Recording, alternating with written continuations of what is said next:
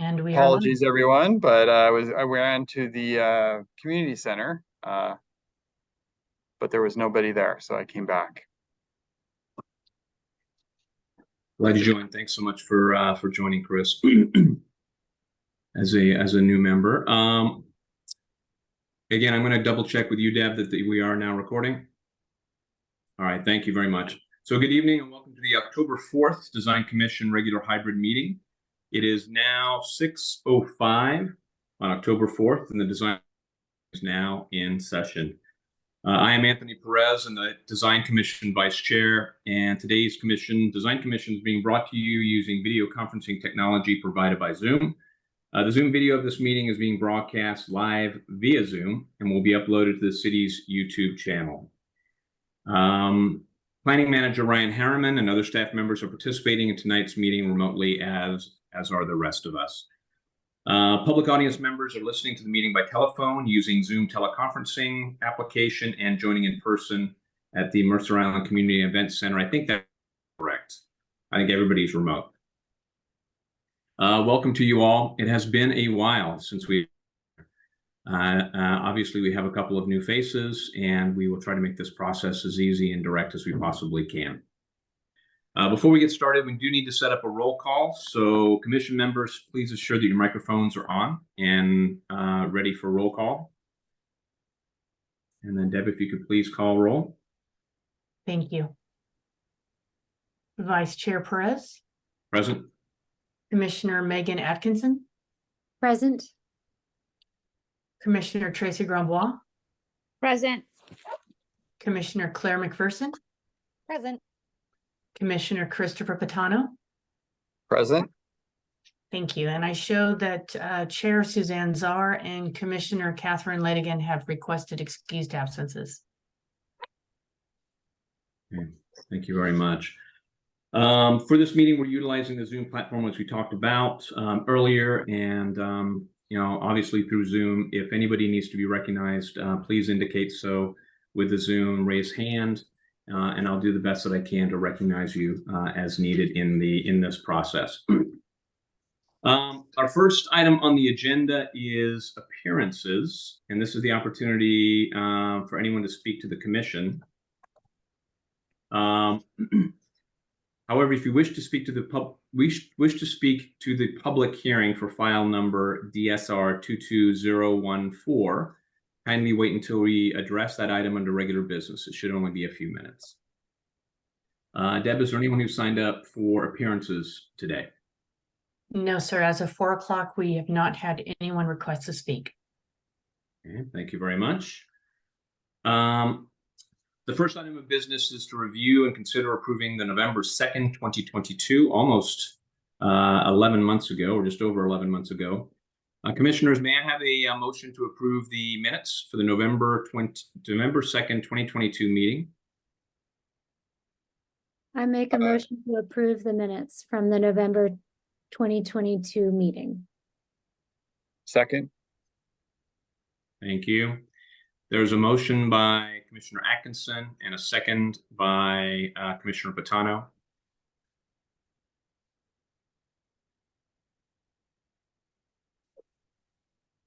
And again, there's also a roll call here. Do we need to go through that roll call again? Certainly. Thank you. The one thing that I would add, Vice Chair, or ask actually, is if there's any requested changes or edits to the minutes. If anybody has any changes or edits to those minutes, please. You've all been provided those beforehand. If there's anything that stands out or needs to be changed in the record, please let us know now. Okay, and with that, Vice Chair Perez. Approved. Commissioner Atkinson. Approved. Commissioner Grandbois. Approved. Commissioner Patano. Approved. And Commissioner McPherson. Approved. Thank you. The motion passes and the minutes are approved. The second order, and the second and the final item of, and the reason that we're really all here today, is regular business which is DSR 22-014 to review a proposal for a 10-story apartment complex at 2900 78th Avenue Southeast, downtown within the Central Business District. With us tonight is to discuss this item. To discuss this item this evening is Planning Manager Ryan Harriman. Welcome, Ryan. Good to see you again.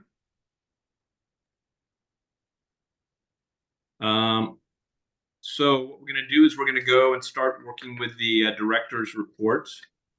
Are you ready to work that through, Ryan?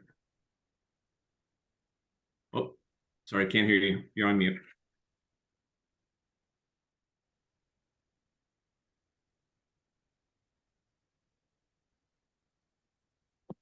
Can you hear me now?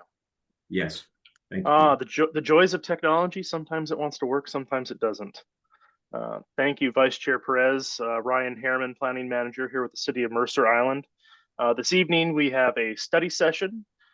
This is for the 2978th project. The development name is 2900 Development LLC. The applicant representing the architects is Kelly Hallstrom. He's available and online, as well as some others that are also part of that team. I would request that we bring them in so they can interface with the design commission, since really the study session is, the purpose of that is for the applicant and the applicant's team to interface with the design commission and get your feedback and recommendations on the proposal.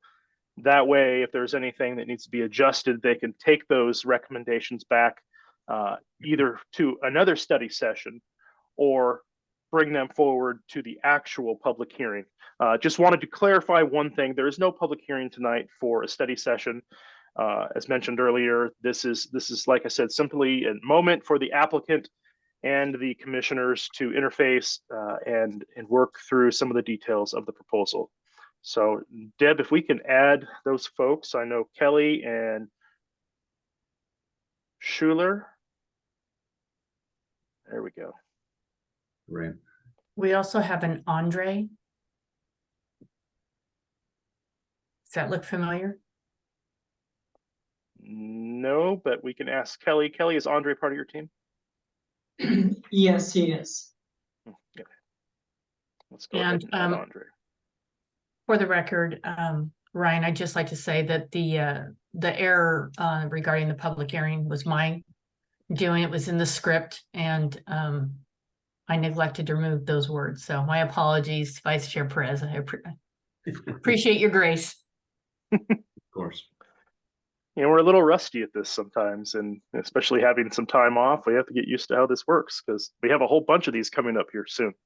All right, let me give you a brief introduction. So this project came in on the 13th of December, 2022 for a study session with the Design Commission to review the proposed 10-unit residential building located at 2900 78th Avenue Southeast. They're required to go through a study session with the commission prior to a public hearing pursuant to Mercer Island City Code 1915-220C2A. This study session fulfills that requirement. Now, I mentioned earlier that if another study session is recommended by the design commission and the applicant determines that is necessary, we can always do a second study session prior to going forward with the actual public hearing and decision from the design commission. So one thing to note is that there is a vesting issue, or not an issue, there's a vesting portion to this project, because on July 26, 2022, the applicant submitted a complete site development permit application. That application is listed in the staff memo that I provided you. Basically, when you look at that application, that vests to the former downtown code that was in place before the city council made changes to the commercial retail frontage requirements along certain aspects of the downtown. So they are vested to the old code, the old standards, and we had our city attorney review those to make sure that, you know, we were seeing this correctly, and they confirmed our opinion that yes, they are vested. So that's why you don't see a commercial retail aspect as part of this. You see that with a lot of other projects that are more current that are coming through. You do not see that with this. So this is located at the former Baskin Robbins site. The neighboring developments include a senior family living facility to the east. You have a mixed use multi-story building to the north, a parking lot for a financial institution to the south, and you have the 78th Street, or excuse me, a 78th Avenue right of way to the west. Once this study session is completed, or if there's another study session that is needed, a formal design review application for the proposed development will be required to be submitted, and we will have to do a formal public hearing pursuant to the requirements of 1915-220. So with that, I provided you a brief overview of some of the items that we pulled together for this. And really, this is an opportunity, like I said, for the applicant to interface with the design commission and kind of walk you through the project, and then get your opinions and get your thoughts and recommendations if there's anything that needs to be altered on the proposal. So with that, I invite Kelly Hallstrom from Medici Architects. I hope I said that correctly. And hopefully he can join us to provide a brief overview and walk you through the project. I do want to clarify real quick that Skylar with Medici Architects will be going over this with you tonight. Well, in that case, Skylar. Yes, sorry for any confusion. My name is Skylar Tutt, Principal Architect here at Medici Architects, and Kelly is Project Manager of this project. He has been working closely, obviously the whole team here has been working closely with Ryan, so we are both involved. And then Andre, who is added to this, is representing the owner of the site of the project. So that's who all is here from our side. So Ryan, thank you for that introduction. Definitely covered the bases of site context and where we're coming from. And thank you everyone for convening today to listen to this and to hear our proposal and give us our study session. Is there the images that we provided, the PDF packet, is that visible somewhere? Is that able to be shown? Should I be sharing a screen, or does everyone have that in front of them? I can certainly share the screen for you. Okay. Thank you, Ryan.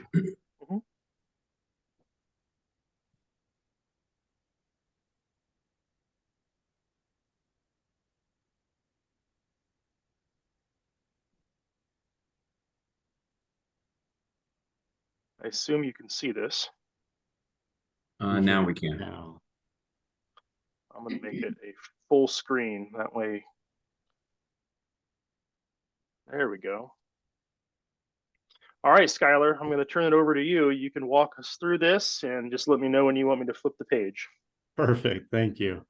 All right. So I won't spend a lot of time on site context. Obviously, you can see from this, if you're familiar with the site, and from Ryan's summary, what's surrounding us.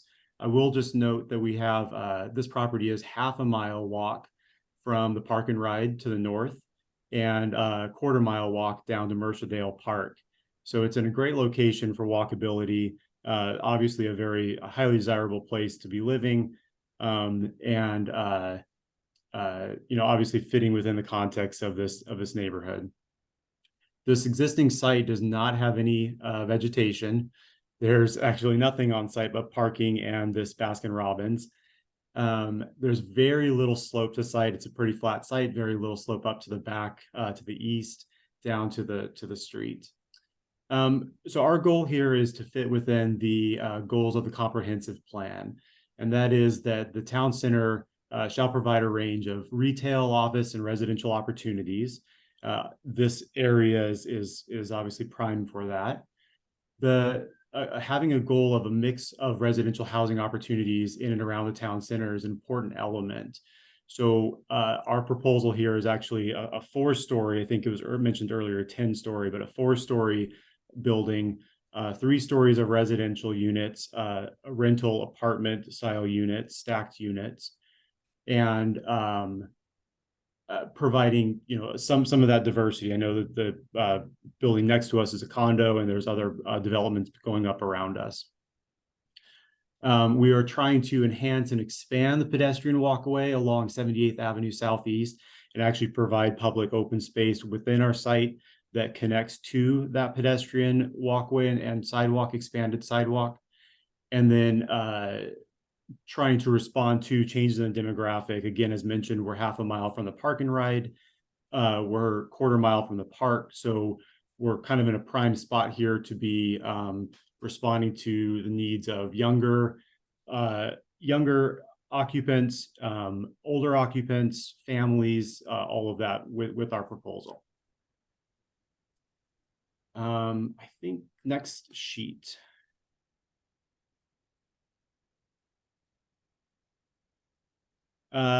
So again, this is just the existing site, showing the survey of the existing site, showing it's really just a parking lot, pavement, some trash, trash staging, and then the Baskin-Robbins site. Next slide. So we are located in the TC4 zone, which is town center sub area that allows buildings up to 4 stories in height. As Ryan mentioned, we are vested to prior to the adoption of the zoning code amendment. And as the first slide showed, just in a small thumbnail there, that the original code actually had frontage area required to be retail that ended just north of our property. So our property was not in a zone that required retail or commercial use and allowed full residential use. So that is what we are proposing. Part of that, as you can see from this site or this site plan and floor plan, is the width of the lot is only 60 feet, 120 feet long by 60 feet wide. We have an easement up on the north west corner. That's a PSE easement, a vault there. And then along the south, we have utility and driveway access easement. The driveway access easement doesn't actually serve any property. Every property surrounding us has their own driveway, parking, access, both pedestrian and driveway. But this is a historical easement that is on the title and in place that we have to respect. So our functional buildable area is actually quite a bit narrower. And so again, thinking about use of the site, the requirement for residential and retail, our frontage becomes very narrow, and our ability to meet all the codes becomes a little bit more limited. The setbacks on the north and east property lines are 0. The front property line, which is facing 78th Ave Southeast, we must be set back 15 feet from the face of the curb. That's providing that enhanced sidewalk that's going to go all up along 78th Ave Southeast as all of the properties develop. And then on the south, as I mentioned, we have a driveway easement that limits our building's expansion to the south. This is both utility and driveway access. So we took kind of the opportunity here in this plan to avoid permanent structures in the south easement area of the site, building all of our permanent structures on the north side of the site, which is outside of the easement, and then provide parking, uncovered, open-air parking on the south. That also provides waste management collection and loading so that trucks aren't stopped on the street in 78th Ave Southeast, so they actually can pull onto our property for deliveries, for move in, move out, that sort of thing.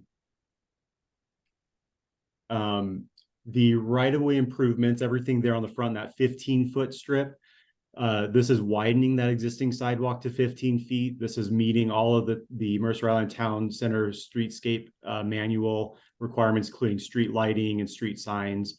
And there are existing street trees on either side of our property. They're not actually right in front of our property, but because of the spacing of those trees and the intersection that we're facing, we won't be proposing any new street trees in front of our property. A little bit more on the code, just real quickly, that the frontage of our front facade at the ground floor is supposed to be 75% comprised of windows and doors. However, since we're only a 40-foot or 45-foot wide building, we're limited really to 70%. That is, I guess it's 46.5 feet wide as our building. But because we have to provide the required loading zone, waste management collection, this easement, and then garage entrance, because parking is required for residential or any use in this zone, that the most that we can provide is 70%. So there's a little bit of a modification there requested. The location and dimensions of that loading zone have been reviewed by the city and approved by Recology for waste collection. The parking as proposed on this plan zone requires 1 to 1.4 spaces per unit. As I mentioned, we have 10 units proposed and 11 spaces proposed if we count them there, which is 1.1 space per unit, which is within the code requirement. And we also include 1 accessible space, which is a code requirement, but also just physically the most we can provide without starting to lose spaces because of the required width of a van space and access space next to the van space. So since this project exceeds 3 stories in height, going back a little bit here on the code, we have to provide a major site feature. And if you'd switch to the next slide, and then if it's possible, because this is so small, and I don't know if everyone can see it clearly, if you can zoom in on that upper plan. There we go. So since we're proposing a 4-story structure and that exceeds the 3-story kind of limit prior to requiring major site feature, we are providing a public open space here in the northwest corner. There are 2 options for major site features. One of those is a through block connection. And this site is actually mapped in the zoning code as being a preferred through block connection location. So this is sort of a big sticking point, big purpose of our meeting here today, is that this site is ideal, is mapped as being ideal for a through block passage. However, we're not proposing a through block passage. A through block passage is required to be 20 feet in width. It could be reduced, but it is the code required 20 foot in width, which would reduce our building area to only 40 foot in width, which is truthfully not functionally wide enough for vehicular access and parking. So the requirement for a parking space and the back out space is greater than 40 feet. And it would also limit any ability to provide ground floor access, pedestrian access, as shown here in this plan, elevator, lobby space, stairs up to the upper floor. So we'd be very, very limited by providing that 20-foot width. So the second reason that a through block passage is not ideal on this site based on context is there is no connection to the other side of the block. As mentioned, there's a senior housing development to the east of our property, and that development is not going anywhere. There is no ability for the through block connection that we would provide to connect to them. So they essentially would dead end any through block connection. It would not go through. Now, at some point in the future, possibly something would get torn down. It's possible. Hopefully not, because senior housing is important. Hopefully that development stays there and stays functional for a very long time. The other reason that this through block passage is infeasible and unachievable is that because of the configuration and narrowness of the site, the ground floor is the only opportunity for parking on site. We can't go below grade. There's no way to turn a car and turn into a parking space or get down to a lower level and turn around and come out of that lower level. And so To provide parking on site, which is required by code, we have to have a certain width, and that has to be at the ground level in order to provide feasible maneuverability of a car. So the intent of a through block passage is actually to connect pedestrians on that through block passage to the function of the main floor, which would ideally be a retail space or even residential units that have front entries, porches that open up to that pedestrian through block passage. Since parking can only occur on this level and would essentially cut off any residential functional connection to the pedestrian, it again becomes sort of a dead-end, dead zone that doesn't really serve its intended function. So by providing a public open space in the northwest corner with this enhanced and widened sidewalk that's required in the right-of-way, we're intending to provide a much more kind of usable and connected space that will, as shown later in this development, connect ours to our property, to the residential neighbors to the north, and create a bit of a more featured area at this intersection where people are used to gathering because of the current ice cream shop. So this public open space that we're providing is required to be 20 foot in width, which we have provided. It is required to be at least 3% of the GFA that's proposed, and we're providing 3.2%, so just in a little bit of excess on that. It is at the sidewalk level in order to be more inviting to the pedestrian and to integrate more seamlessly between the pedestrian right-of-way and the occupants of the building that's proposed. We are providing or proposing to have bench seating, a water feature, landscape lighting, green wall, a vertical green wall, and decorative painting, as well as a public clock that would be more of an art feature would be above this public open space. So kind of at the end of the intersection, there would be a clock that's visible from a distance. These major site features, along with minor site features such as a bike rack, water feature, and the clock, are required by code, but also integrate well with our intent on the development of the property. Landscaping, just to touch on this, it's an important element of a site. Any site development, we're required to develop to landscape 25% of the site. We're proposing over 28% of the site to be landscaped, which is hard to believe when you look at this site plan. But there's 3 different ways to do that. We are providing 250 square feet of ground level planting there in that public open space. We're going to provide a green roof that almost covers the entire roof with trays of sedum of at least 4 inches deep, which means that they're established plants that will collect rainwater, reduce runoff, and obviously reduce heat gain in the city.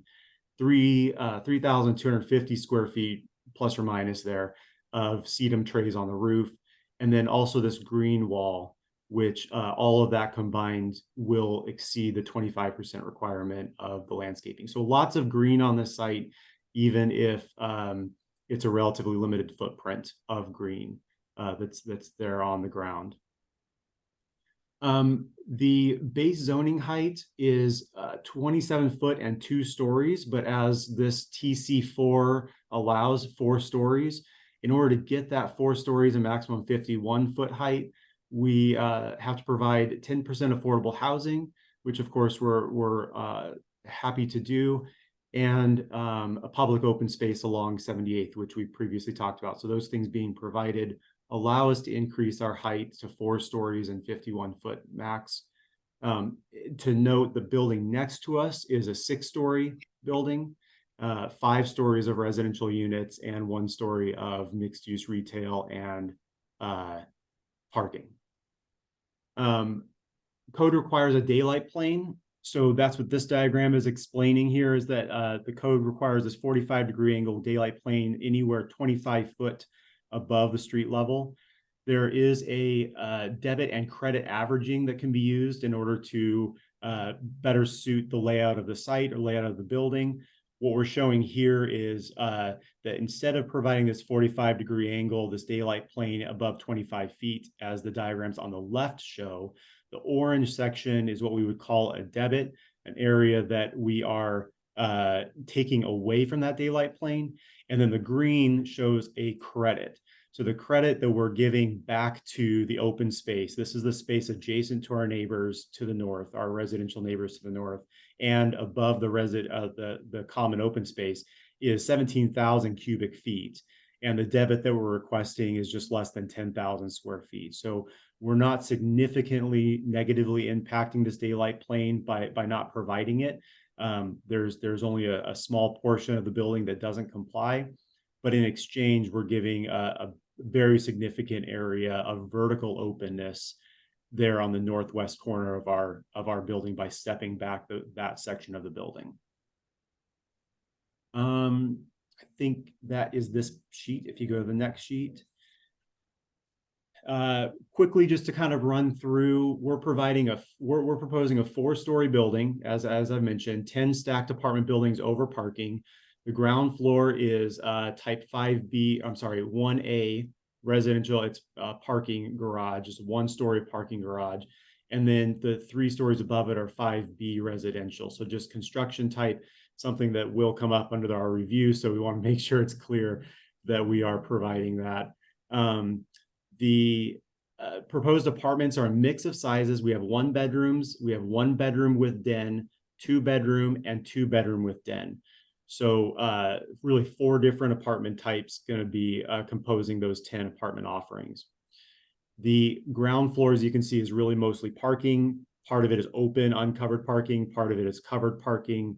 We have our garbage collection and enclosure, our lobby and vertical circulation up to the apartments, and required exit passageway, which is just a fire exit requirement. If we go to the next floor,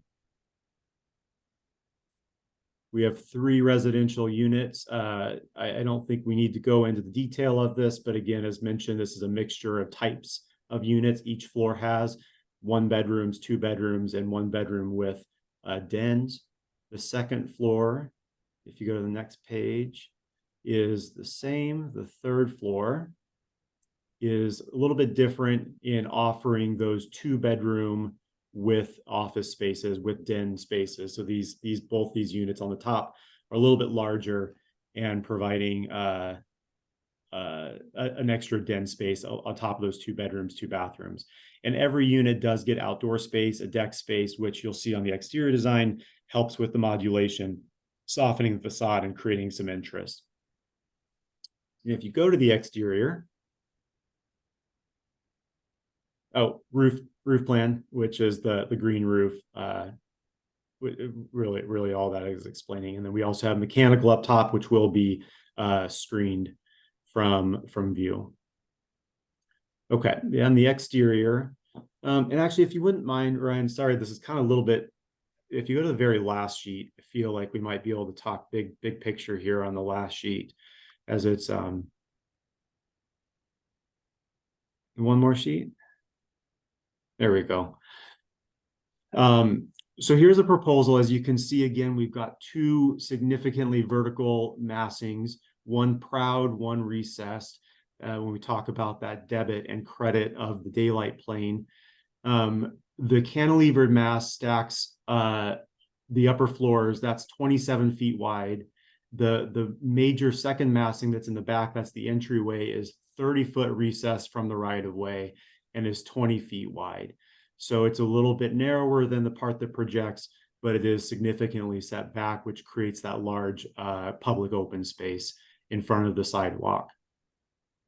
The parapet and elevator shaft, as you can see, has a different roof line, different roof height, which just creates a little bit of difference in massing and visual interest on shadow line as from the pedestrian level. There's recessed balconies on each level, which break up that massing that projects. There are bump outs that are highlighted by a change in material. And then, of course, window and door patterns help to break up a solid massing, especially facing the street, but also on the side elevations as well. The main materials are white, aluminum, and gray Trespa panels. the trespa is just a particular brand, but a particular type of through body solid material instead of something flimsier. The vertical form above the public open space is using a specific type of trespa panel called a lumen panel, which has an oblique finish. And the idea here, as you can see, it's got sort of a change in color that's represented there, is that it actually reacts with the light differently as the sun moves across the sky. So under more shadowed conditions, it'll have a different kind of reflection of the light than it will under a more sunny condition. It is a matte and a gloss finish, so we're not talking reflective in the sense of blinding anybody, but more just about how it interacts with the light. So I think it'll make that public space and where the clock will be located and where the water feature will be located, all of that will have a much more dynamic sort of feeling instead of something a lot more flat and stagnant. The recessed elevator shaft and private balcony spaces use a V-groove fiber cement siding that is in a color called urban bronze, which is just a bit warmer color, kind of a wood-like color that just helps to complement, but also bring a little bit more of that neutral and natural tone to the facade.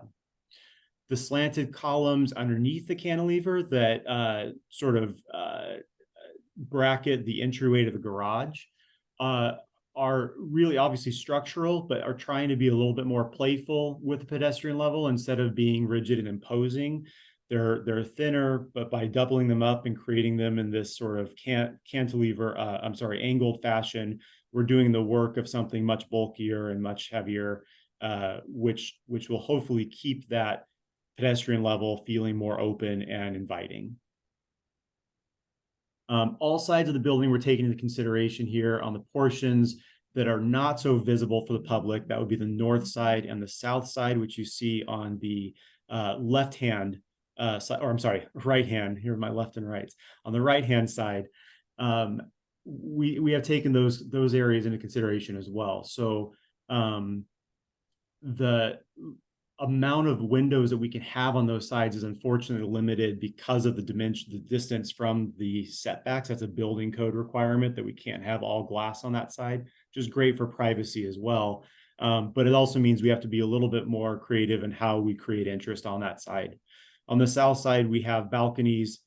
This would be, the bottom left-hand corner, the southeast perspective. This is facing south. You obviously more balconies, more glass on that side, and some modulation in the roof line and massing. On the north side, which faces our residential neighbors, we are obviously more limited. We don't have that easement there, and so we have to take advantage of this area in order to build a reasonable product.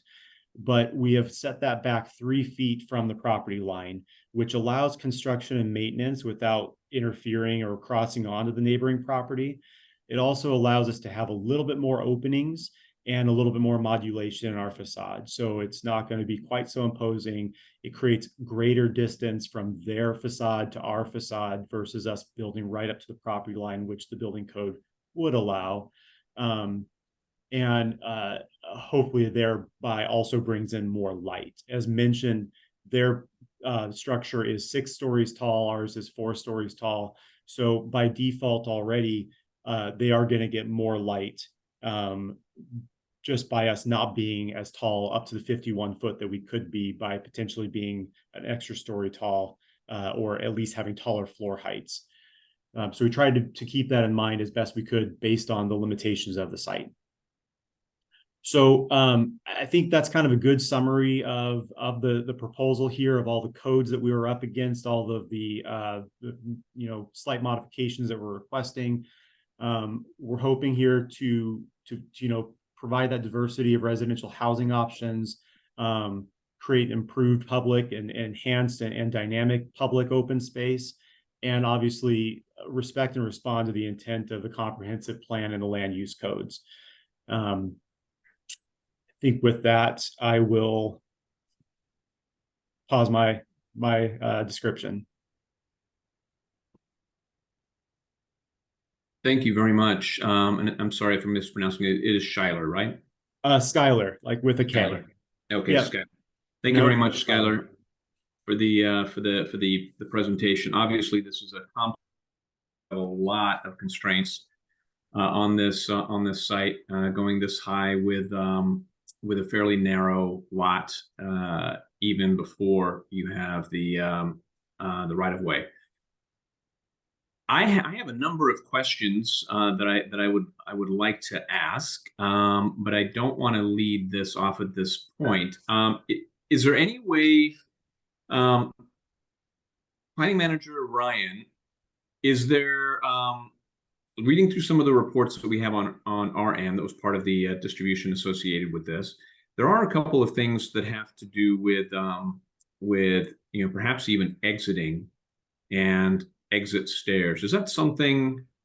How would we like to best handle that at this point? Should we just assume that this is in building code compliance at this point with our commentary? Can you? I'm sorry, you're on mute.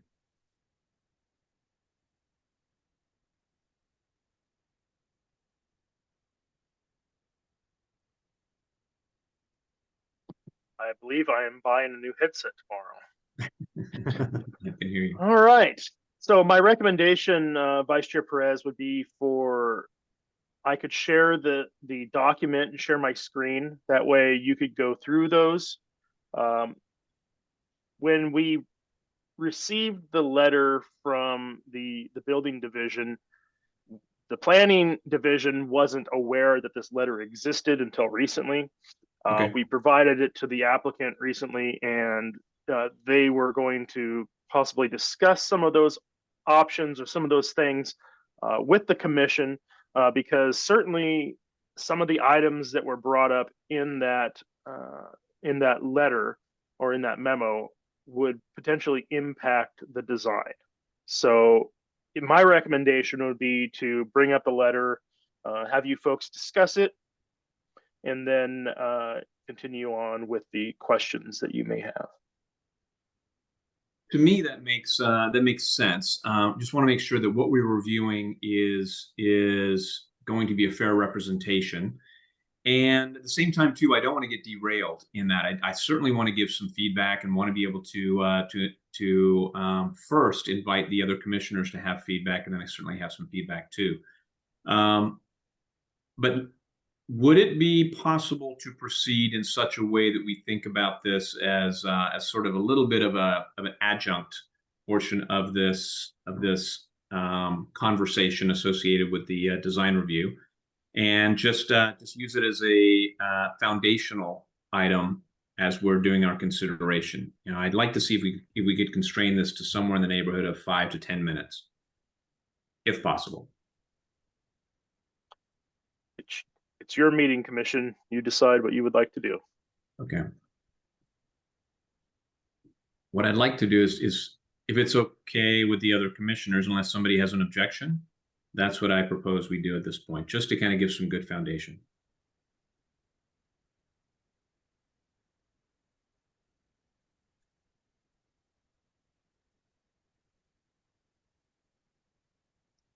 And if I don't hear an objection, what I'd like to do is proceed in that way.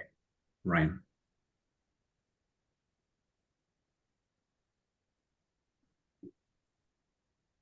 All right. So we received the memo or the letter from the building division regarding the proposal.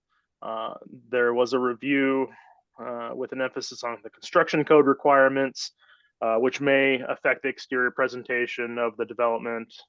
This is not a comprehensive review of the building permit because the building permit hasn't been submitted. Nothing can be approved or nothing can be issued until the design commission goes through their process and provides approval for that. So this was in the packet of information that was sent out to you. There's 3 pages here. Where would you like to start, Vice Chair Perez? Really, the question that I have has to do with the second exit. Just to see if we're going to have another penetration at the grade above and beyond what's indicated here. It's item number 3. It's on the second page.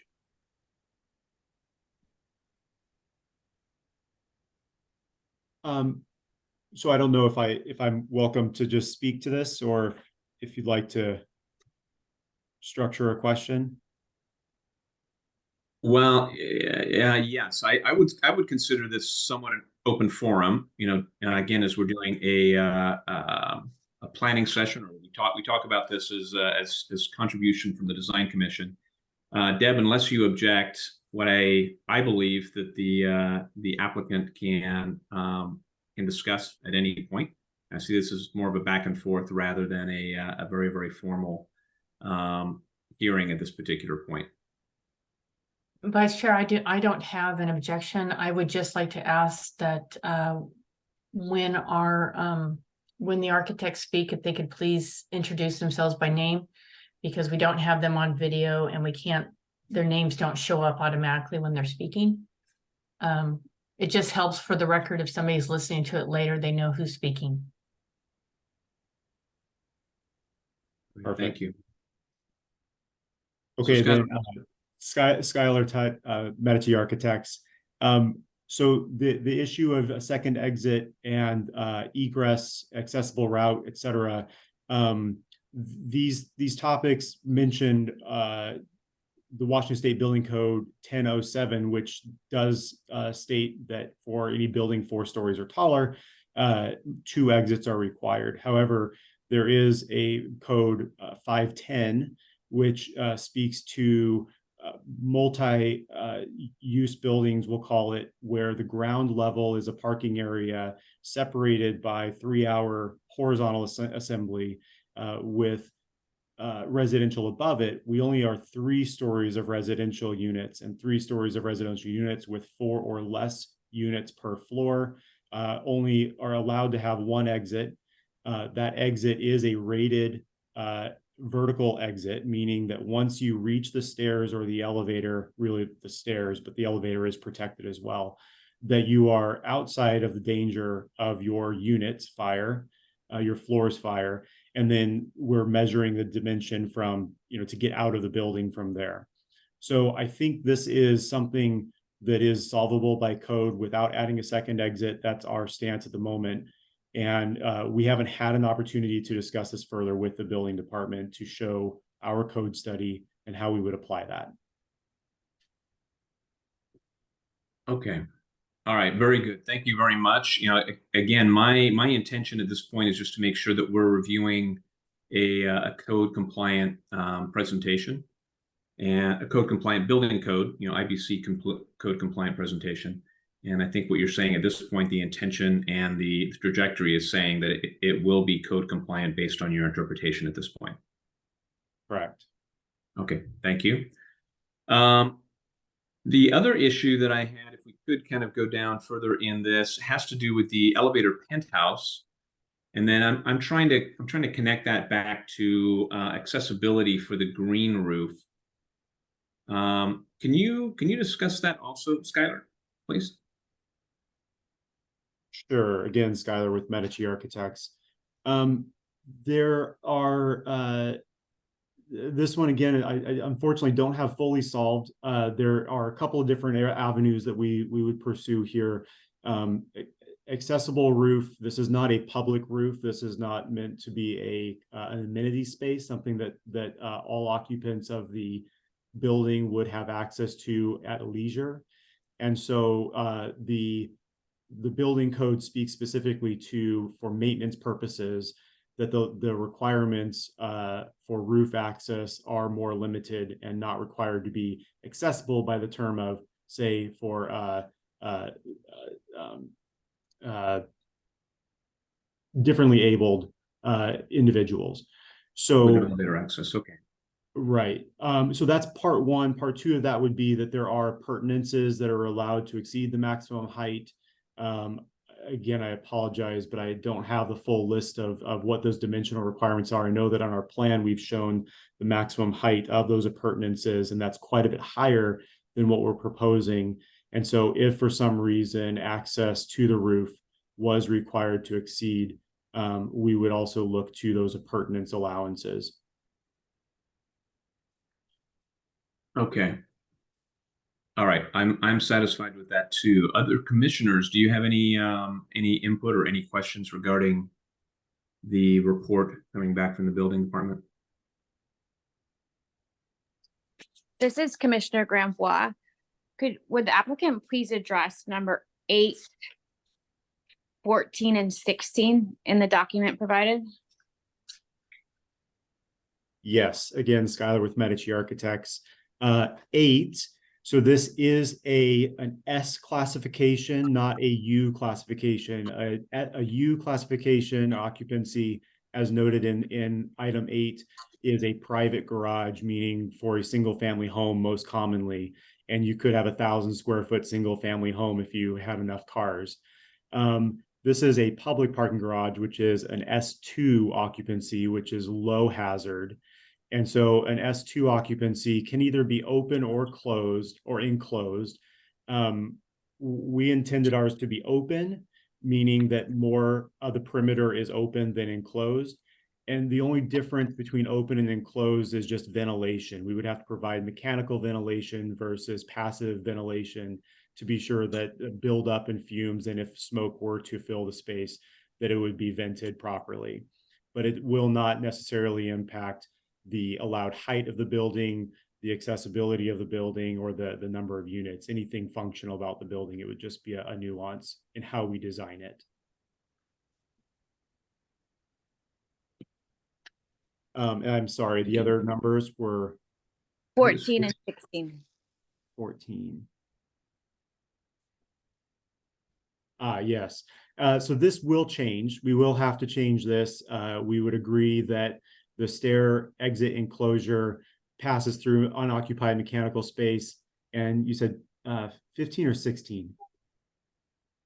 Well, I'll just 16. answer 15 because 15 and 14 are sort of related.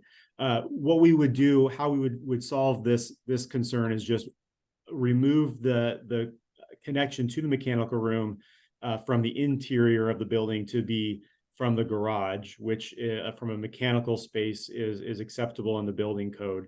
So you wouldn't enter the mechanical space from the exit passageway, which would just be a concern, a life safety concern, that you might take the wrong door. Instead of exiting the building, you would get stuck in the mechanical room. And then 14 is suggesting that we just have to provide a rated assembly between the stairs and the mechanical space, which was intended. It just wasn't detailed. The way the drawing shows, it appears that it's like an open staircase that would essentially, you could stick your foot down and touch the mechanical space. But really there would be a rated assembly between the stairs and the mechanical. That would absolutely be part of the design. So these are not design killing comments. These are just things that we would want to be sure we are taking in consideration in the final design. And then 16, emergency escape and rescue openings.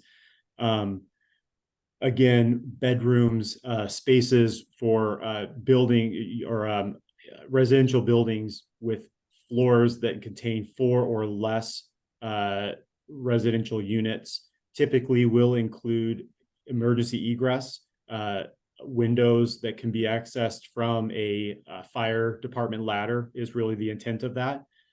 Similar to high-rise buildings, that's not possible always that you can get a ladder up to that.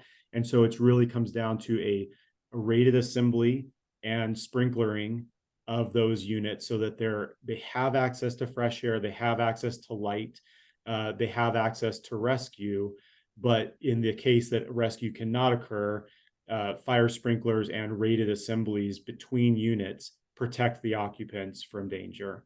So I think that this comment is suggesting there are exceptions. We just need to show what those exceptions are and how we're applying them to our project.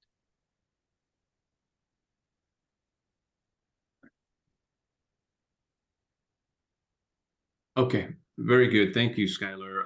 Do any other commissioners have any questions regarding this submittal document in front of us now?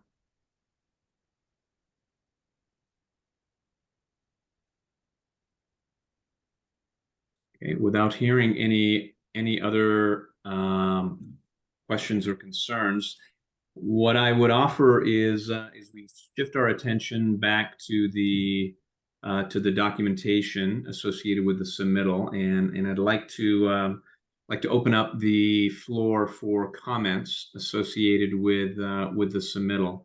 Again, Skylar, what I'd like to be able to start off with is just say, again, admirable job in being able to work through a difficult program and create a market viable solution that that takes advantage of this particular location. This is a building, however, that is within the constraints of the building code from a design point of view. One of the things that we do want to do is focus our attention from this group for really chapter 1911 for the town center development standards, and that'll kind of be the focus of our conversations this evening. And it certainly invite you to have as much conversation and back and forth as we can possibly utilize, so that we get really good dialogue and really good cross understanding from questions and needs and opportunities that we need to explore from our end, and just make sure that you have the opportunity of also responding and seeing what issues you have perhaps already addressed, or how to best address those issues. I have a couple of specifics, but I invite the other commission members to discuss any specifics that they may particularly have, and then we can proceed.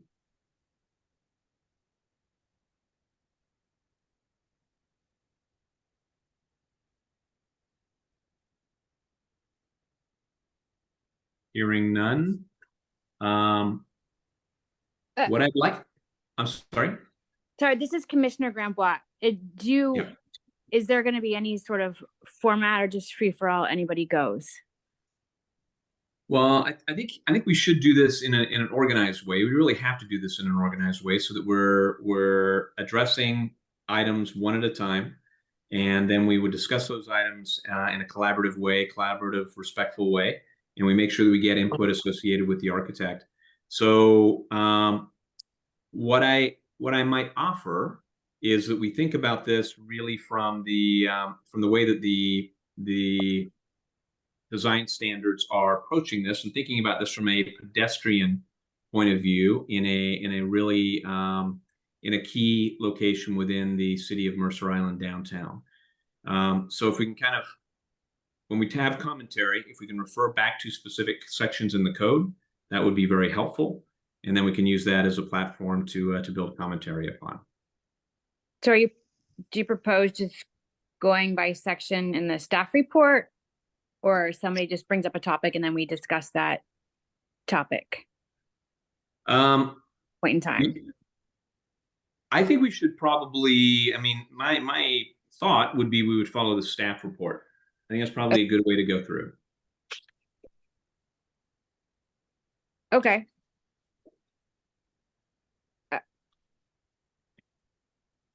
So, we can talk about that if you want to talk about. I think we've really talked about things in terms of bulk regulations and building height.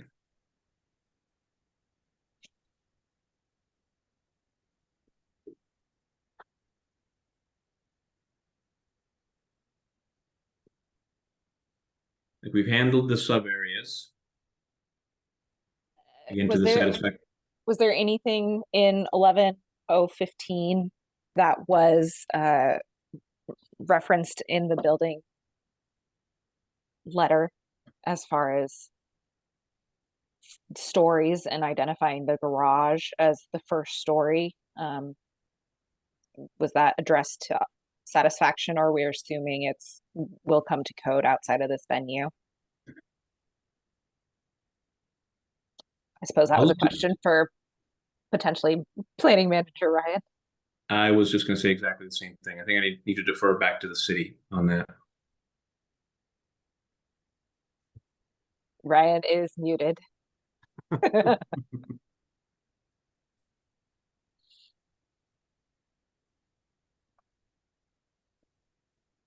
had a feeling this was going to happen this evening with this headset. I do apologize for the technology issue.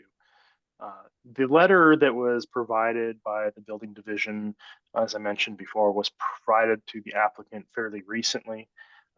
And I commend Skylar and his team for putting together responses to that document that was provided.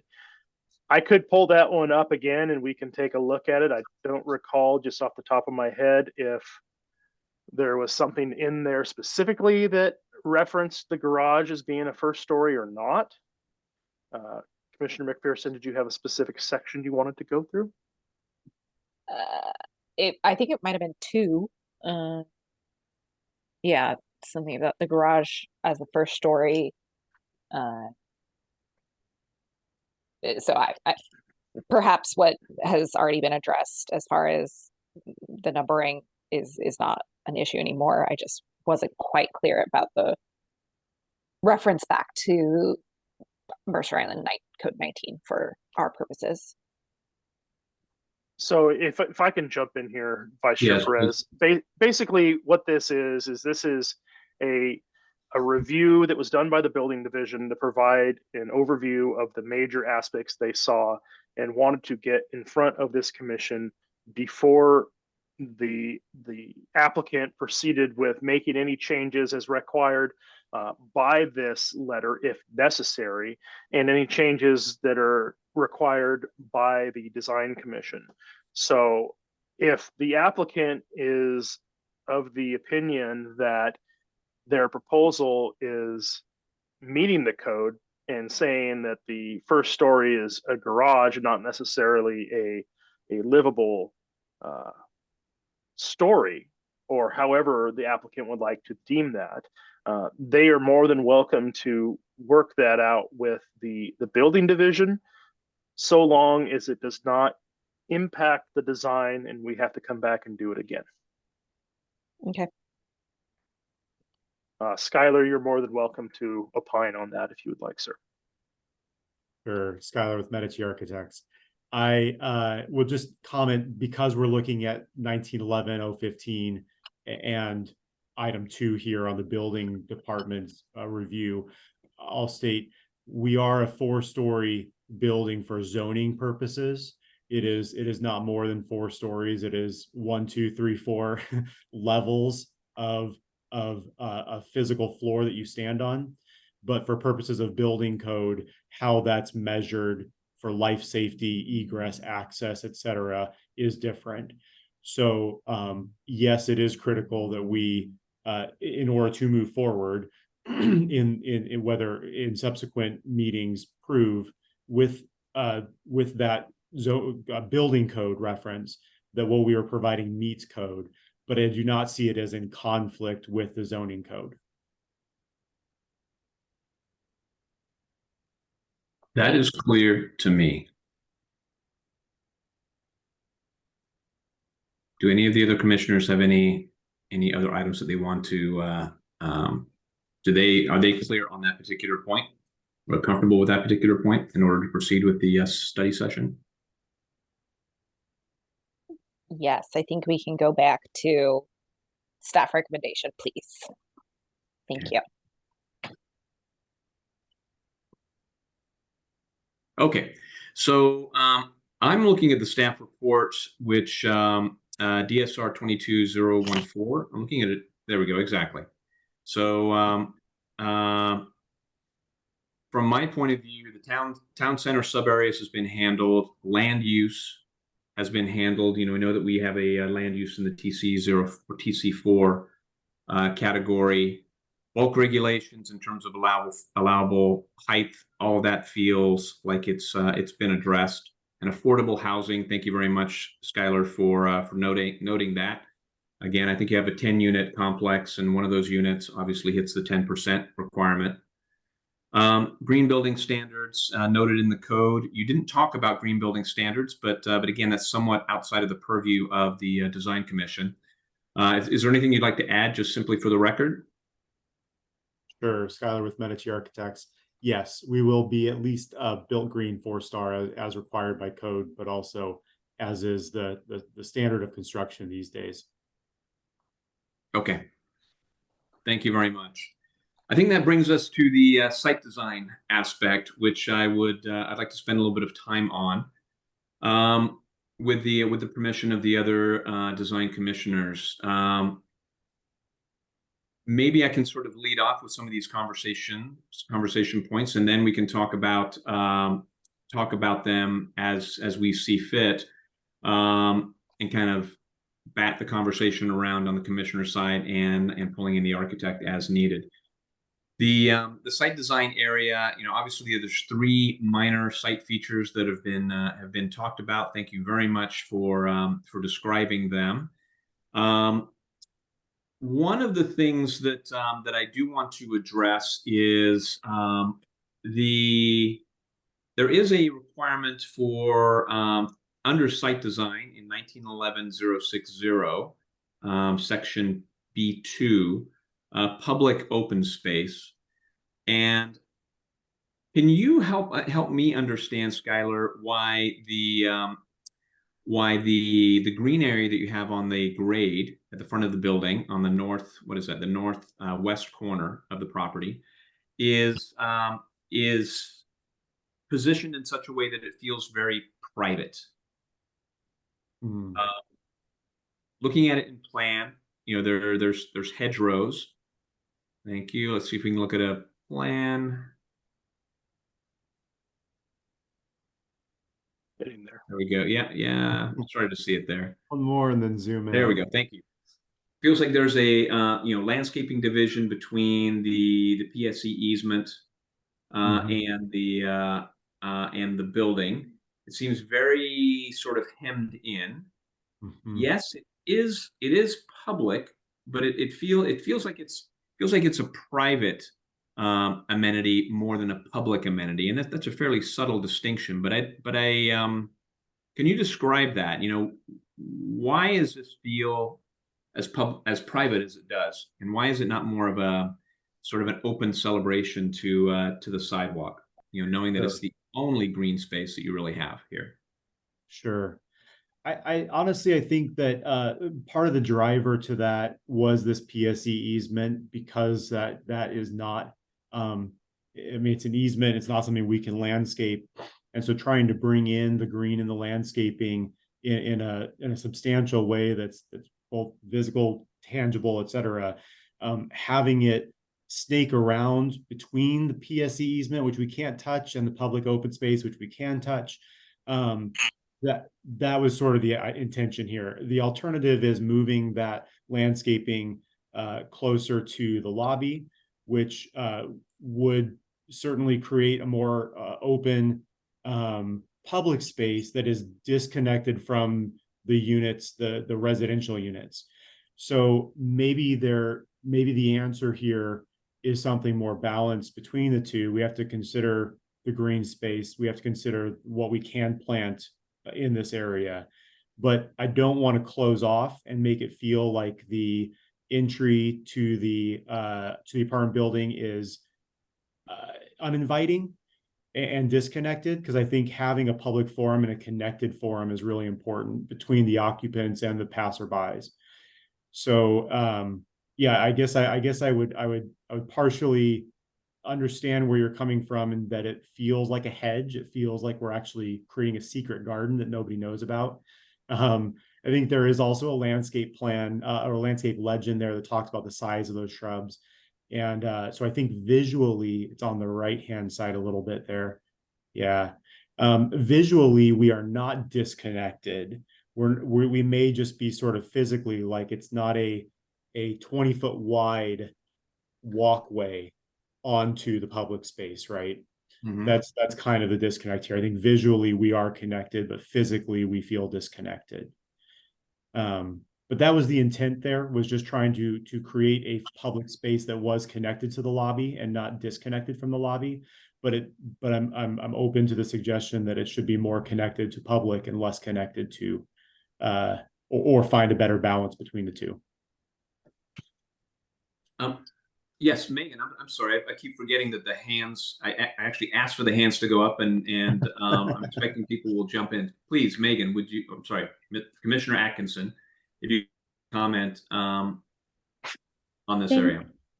Thank you very much, Commissioner Perez.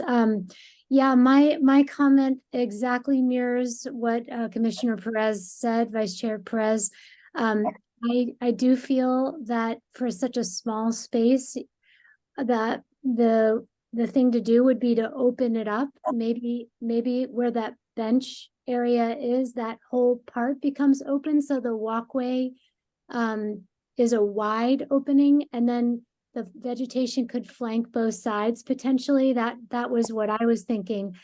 I Mhm. also took a look at the species that were spec'd in the landscape legend, and 3 of them actually are plants that could potentially get 10 feet tall. And so, and I can tell you what they are if that's helpful. So I don't think it's particularly visually open. It does feel like even up to 8 feet tall would really compromise the visual connection between the walkway and the open public space. So yeah, Sure. that's comments. I mean, maybe they could be maintained at a lower height, and maybe that was your thinking. But that's my feedback. Thank you. Vice Chair, can I share or pull up the Google Maps visual from the street, 78th Street, so that we can talk, so we have like the visual context for this PSC area? Yes, in just a minute. I'm actually going to ask if Perfect. Commissioner Grandma would first comment. She's been waiting for a little bit. Yeah, so we're talking about that area behind the beautiful silver SUV on screen with the diagonal, I don't know, 45-degree staircase in a taupe.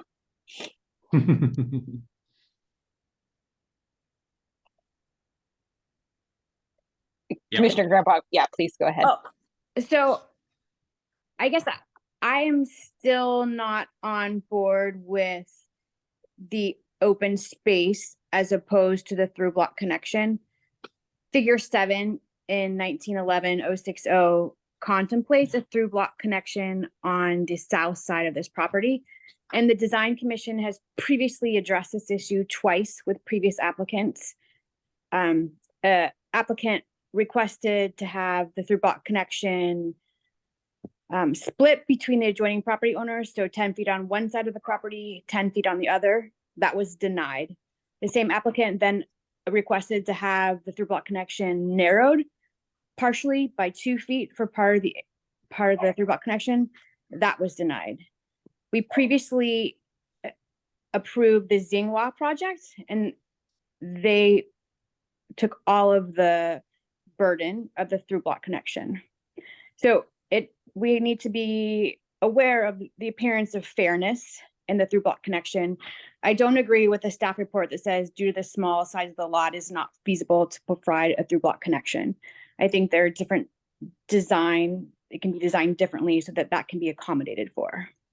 And currently, the through block connection by the drive-through Starbucks going from 27th abuts into a dumpster and then to the dumpsters of Aljoya. So we're not afraid to have through block connections that go maybe not entirely through right now, but we're planning for the future. So that's my comment to that.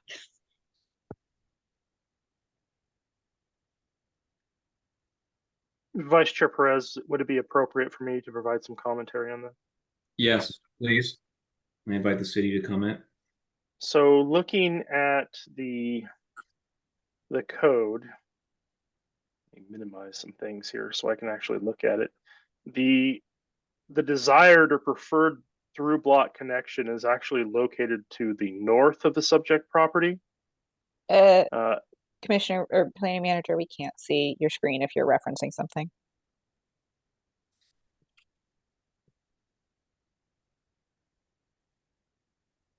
How about now? Thank you. Okay. Yeah. Here's the subject property right here. The through block connection is located to the north of the subject property. If you look at the code, it talks about the location. Connection shall be located on lots eligible for through block connections. I believe there's something in here that talks about lots that also abut a preferred through block connection. The actual location of the lot shall be determined by the design commission. Through block pedestrian location connection on the site shall be determined by the design commission based on the following criteria. The connection will connect with existing future right-of-ways or other pedestrian connections and public open spaces. The connection has the effect of dividing a large city block approximately in the middle of such block at approximately the preferred location shown on figure 7. And C, it is likely that the remainder of the subject connection will be developed in the future based upon development conditions on surrounding lots. There's some other items in here related to that about the through block connection. Let me see if I can scroll to that real quick.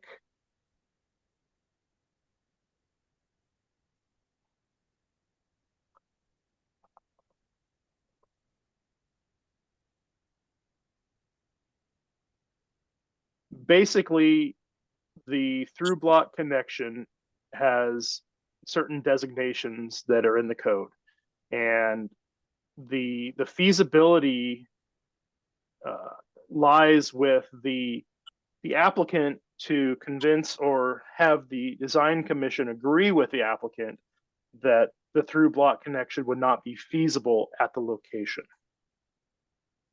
to put it mildly.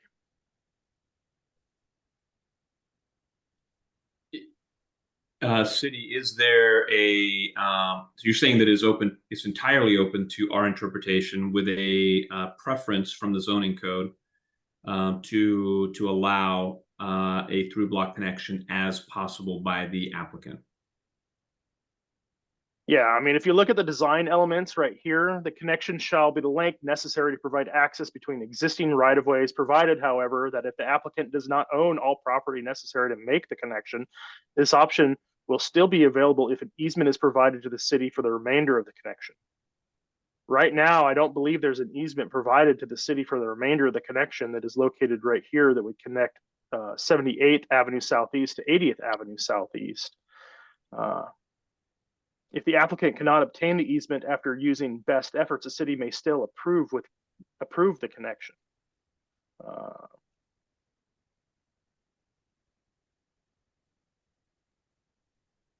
Yeah. Yeah. I mean, from my point of view, this is a very different scenario than what we were talking about with the property across the street with Xinhua, that had the entire street to street connection between 79th and 76th. I'm sorry, 77th and 70 or 77th and 76th. 78. Correct. Thank you. So it feels like a undue burden from my interpretation to request a through block connection moving through adjacent properties that are currently occupied that are outside of the property boundaries as indicated by the zoning map with the preferred block location with no control from city right-of-way to city right-of-way. It sounds like there's a similar interpretation from you, Ryan, as representing the city. Yes. That is correct, Vice Chair Perez. Let me see if I can scroll down here to MICC 1911-150. Hopefully I didn't pass it. It's a long code section. I apologize. So we talk about administration of the design. Whoa, something's happening here. I got programs opening up when they're not supposed to. So I believe based on this, the degree of conformance with all the development and design standards will vary on project by project basis. Each design commission reviews project based on the project's degree of overall conformity with the objective standards in the comprehensive plan. So there may be some leeway to this. I believe there's also a section within the code that they have to demonstrate feasibility of this and achievability, that they can actually meet that through block connection. And it may be very difficult for them to achieve that based on the adjacent properties. Now, there was at one time, and I do not know if it's still there, the fire marshal indicated that there may be a fire access along the north side of the adjacent property. We can do some additional research to find that. I don't see an easement in the record that I looked through, but we can certainly look for additional language somewhere in the case file. Okay. Commissioner Grandbois, is there anything else that you'd like to add? Well, Uh, the town center, I've forgotten the exact name, the group that met to develop this plan then spent thousands of hours, if you calculate everybody who was there, and then the time with the design and planning commissioners who finalized it. And I think that we should do our very best to bring this plan into fruition. Otherwise, what was the point? Where else are you going to have the through block connection? And I think that is a matter of fairness. This property was purchased in 2021. The developers had full knowledge that this was a potential, if not mandatory, requirement. And I think they would have done due diligence before they purchased the property to see what was developable given the current constraints. Understood, but does not the zoning map indicate that it is not on their property? The through? But, right? It abuts, yes, but it's to the north of their property, clearly not on the property. Well, I guess there was the same thing for the through block connection over by the drive-through Starbucks. And so are we going to treat similarly situated property owners the same, or are we going to discriminate? If you're asking me that question, I think I'll have to defer. Can the city provide any additional information associated with this? I do not have familiarity with the Starbucks site. I don't have familiarity with the Starbucks site either. You were the Vice Chair architect. Perez. I assume you weren't talking to me because I'm not an architect. You're talking to me? Wait, in jest. In jest, yes. Yes, I did. I was indeed an architect for Starbucks, but did not have anything to do with that location. Well taken. Thank you. Of course.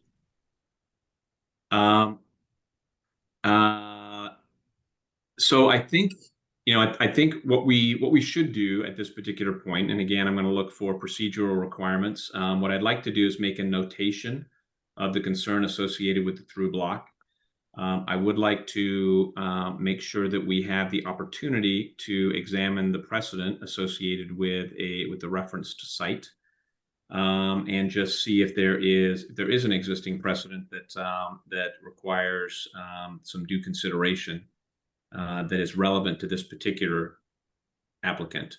I would like to, obviously, it is within our purview to enforce the through block connection. But I also do not want to place an unfair burden on the applicant if it is clearly defined outside of their property. Highlighted on the screen, Vice Chair Perez, is the specific section of code that I was referring to. This talks about the major site features. If you see there, it refers to the through block connection location shown on Figure 7 shall include through block connection subject to Design Commission determination that such connection is feasible and achievable. And it says the that includes or abuts preferred through block connection location shown on figure 7. So it is thoroughly in the power of the design commission or the preference of the design commission to determine if the through block connection would be feasible at this location and achievable. Planning manager Ryan, if you could please look at the map again associated with this particular item. There was an indication in my recollection that there are 2 properties behind this property. Yes, there are. I'm wanting to say that they may be owned by the same owner. I'm pulling that up right now. So while you're pulling that up, I've had my hand up, but I'll just jump in. So Commissioner McPherson showed us a street view of that stairway going up. And if you look in 3D on the property to the north, there is a walkway that goes all the way. It goes all the way through. Is that not a through block connection? Has it been designated as a through block connection? That I do not know. As I mentioned earlier, it was brought to my attention that there could potentially be a fire access through that area that the fire marshal had brought up. Yeah, I see the stairway going up, and then there's a walkway that goes all the way along that very long building. You can't quite see how it resolves on the other side, but there is a pedestrian pathway that exists that goes through that seems to align with the map that you've been showing, that it should be on that property to the north.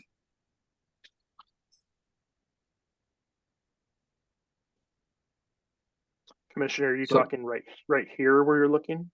No, to the left. No, to the left. There's a stairway. It's the staircase. Yeah. Okay. It looks like it ends at the Kumon.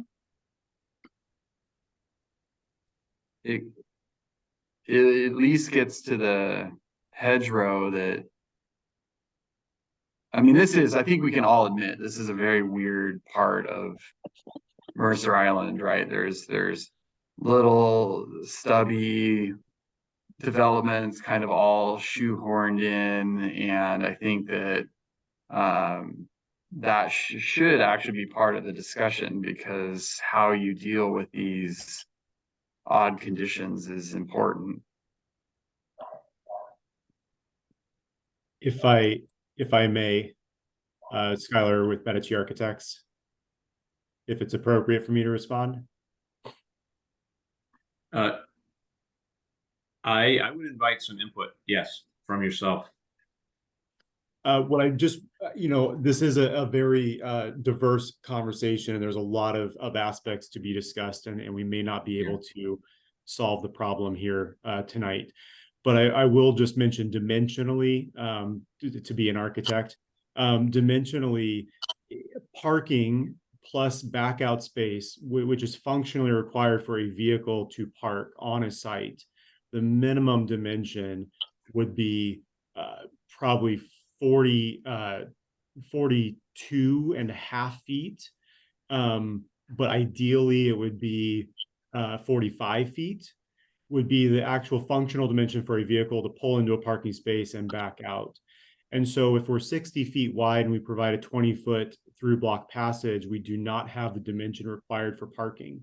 If we reduce the through block passage, which the commission has the ability to do, then we could provide parking with a reduced through block passage.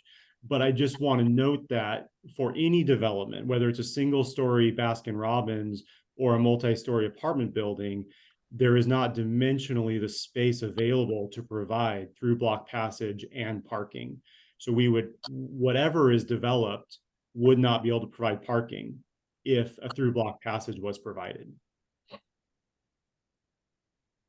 Would not be able to provide double loaded or single loaded parking, because we can't back into the intersection. So we have to be able to pull in, park, and back out and head out of the site, so we don't back into an intersection. Mm-hmm. So this site is dimensionally too small to provide all of that.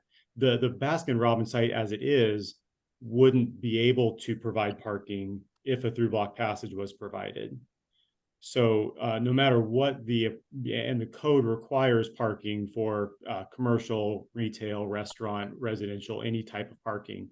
Maybe someday parking won't be required for buildings, but any development in the near future would be held to those standards.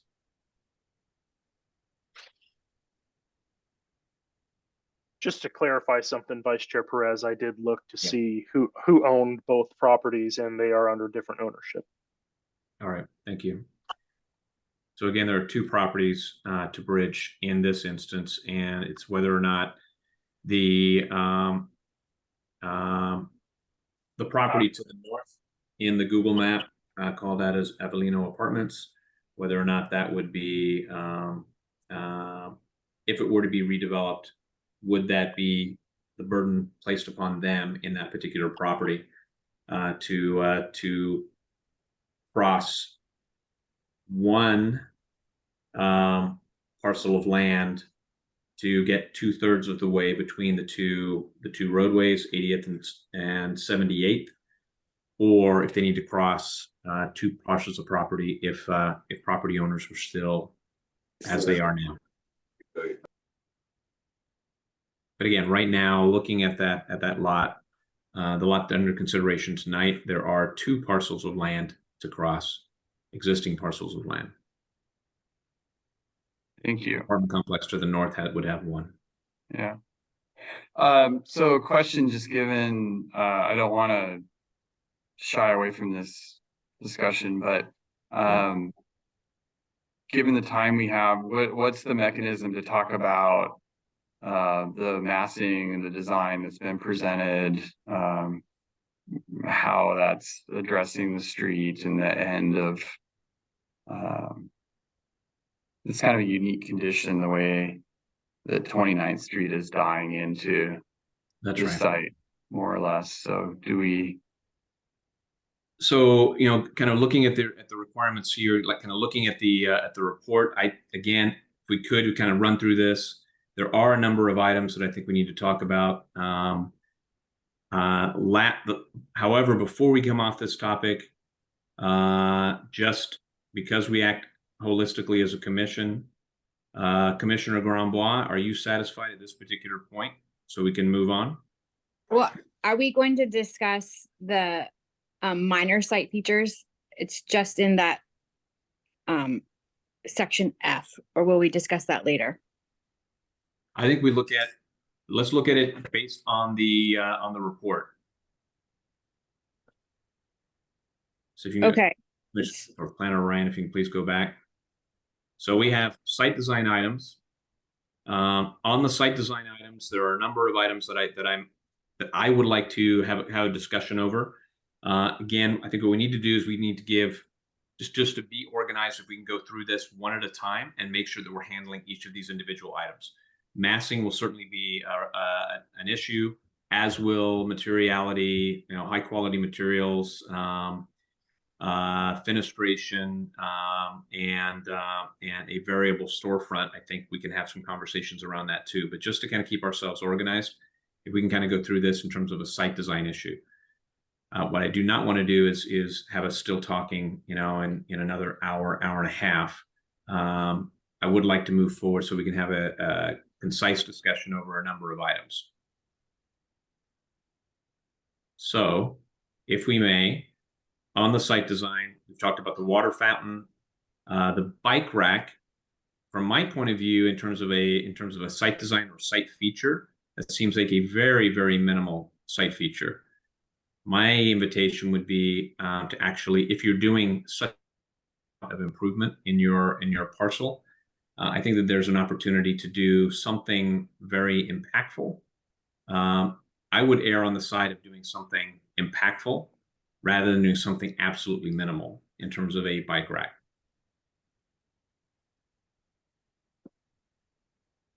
Commissioner Atkinson, is your hand still up? Sorry about that. I'm going to put my hand down. Okay, great. Commissioner Grandbois? So I had similar concerns about the bike rack. since there is no retail at this building, I don't envision people riding their bike unless they're visitors or they're residents. And I would think that a resident and a visitor would want to park their bike inside the garage or in the unit to be safe. And to have it on the public sidewalk seems such a waste, to have beautiful wide sidewalks and then to have a bike rack cluttering the space. Well, my invitation would be to make it a remarkable bike rack or see if there's another opportunity for another item. Right, I just don't see the purpose of a bike rack when there's no retail and visit. I mean, if I were to ride my bike there, I would want to park it inside. And if I live there, certainly I would want to do the same. Just as a point of information, our review of what are they called? East Sound Partners, East Seattle Partners, has in fact used an interesting perhaps circular bike parking area on a road leading to a very busy way up Southeast 30th Street. So we have approved and used similar potentially non-retail, highly logical bike rack allowances in that situation. And I think probably it was appropriate, I can't remember exactly, just because again of the parcel and the odd size and how they needed to fit their garage as well. So contextually, I think an interesting bike rack is preferable to no bike rack, but the usage, the utility, it might not be as helpful as a water fountain or more public seating, which I could see public seating being used for if people were walking down the street from the QFC and had a nice place to stop and chat for a sec. So that's all. Well, again, considering this a study session, I think what we're looking for is ideas and feedback regarding each individual item. If I can kind of summarize, Commissioner McPherson, are you saying that you think that the bike rack, you're agreeing with Commissioner Gamboa that a bike rack may not be the highest and best use? I am saying that a bike rack may not be the highest and best use, but there may not be anything additional. And in the past, we have understood that a bike rack is a public amenity, even if it's on a poorly geographically identified street. Okay. I would prefer a more interesting than a less interesting bike rack, if the option is to remain a bike rack. Well, I think the intention kind of clearly stated in the site design associated with this portion of the code is that it really is around a pedestrian orientation. The bike path is one road further off to the west. Yes, I think it makes sense to have a bike amenity if you have the additional space, but in such a concentrated area, I would invite the architect and the designers to not as a public amenity, but really to think about if there's other ways to have a higher, more engaging and pedestrian-oriented type of amenity in this very, very concentrated area in a strategic, highly visible portion of the downtown city business district. That's my invitation to the architect. Yeah, and I would just add to that invitation, Vice Chair Perez, that because of the uniqueness of the site, this building is going to be the terminus to 29th Street. That's right. So it's ending a road. It's going to be highly visible because of the long axis that it is the ending point for. And so I think all these comments are related in that it's not your typical mid-block walking along. You don't really see the elevation, you carve out a little public space at the entry. It's really going to be seen from a distance and approached from a distance. And can that plaza, how it meets the front door and some of these other site amenities, take that into consideration and maybe look at it from that vantage point to bolster your invitation of how that might be framed. Yeah, I completely agree. I think it's extremely unique location where you've got a site vista that is in the hundreds of feet or close to 100 feet. Being able to look back on this building as opposed to simply a sidewalk or the cross of a street. So I think that, you know, I think I have an opinion. I have a code interpreted opinion that I think that the amenities and the assets being provided in the public domain in this very high visible location need to be very carefully considered. And they're as assets to a highly active pedestrian thoroughfare moving from Mercerdale Park, moving towards the transit center. I think that that amount of pedestrian traffic will only increase, and the amount of people moving in that area will only continue to increase as the train station becomes more and more active coming through that corridor. So again, the invitation would be to really think about that plaza out in front and look at ways to kind of make that a not only a gestural public amenity, but an actual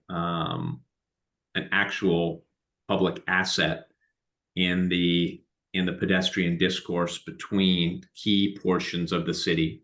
And in addition to that, thinking about the long-term vista and the approach of that particular amenity or series of amenities in the site design.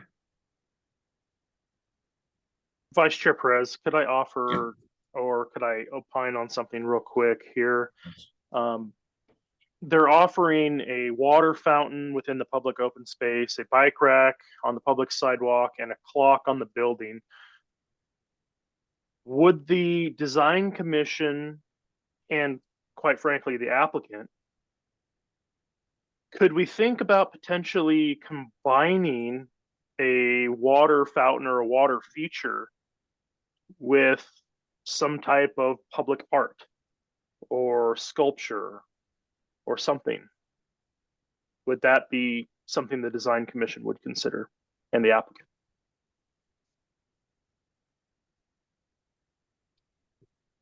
Well, I would say that's what I'm nudging towards is there, it kind of feels like the site amenities are sort of there by requirement. And could there be a more cohesive approach to what that could be, and not just a series of 1, 2, or 3 things. So yes, I would, speaking for myself, be very open to re-examining that.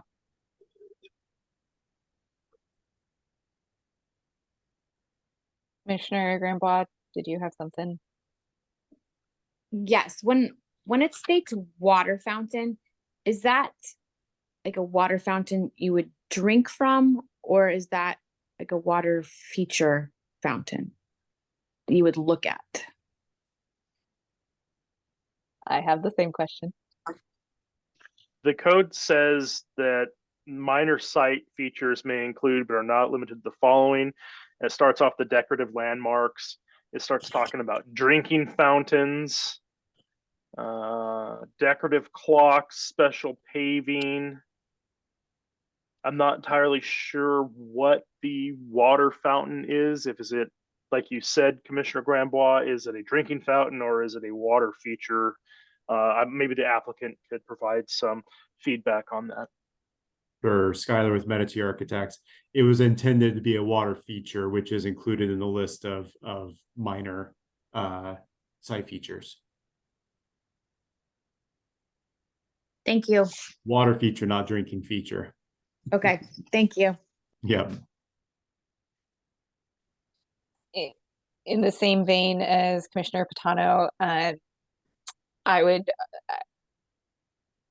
invite a discussion and a mindfulness on the retail area located just north of the potential through block staircase. At one point, I think it still has the art gallery. Could be wrong, but there is, given the near associated street level retail, I think that does also invite discussion geographically with either a piece of sculpture or something that reflects the pedestrian environment there. There is already a 4 or 5, not very interesting, bike parking pull-up area on the public sidewalk. So an improvement to the existing bike rack on the public sidewalk would be appreciated if that is one of the minor features chosen by the applicant. The bike rack is behind the SUV. Ah, Yes, you have to get a little closer, and then the SUV disappears. The bike rack is behind the yellow person. I see it right there. Yes, Uh, there we go. So Yeah.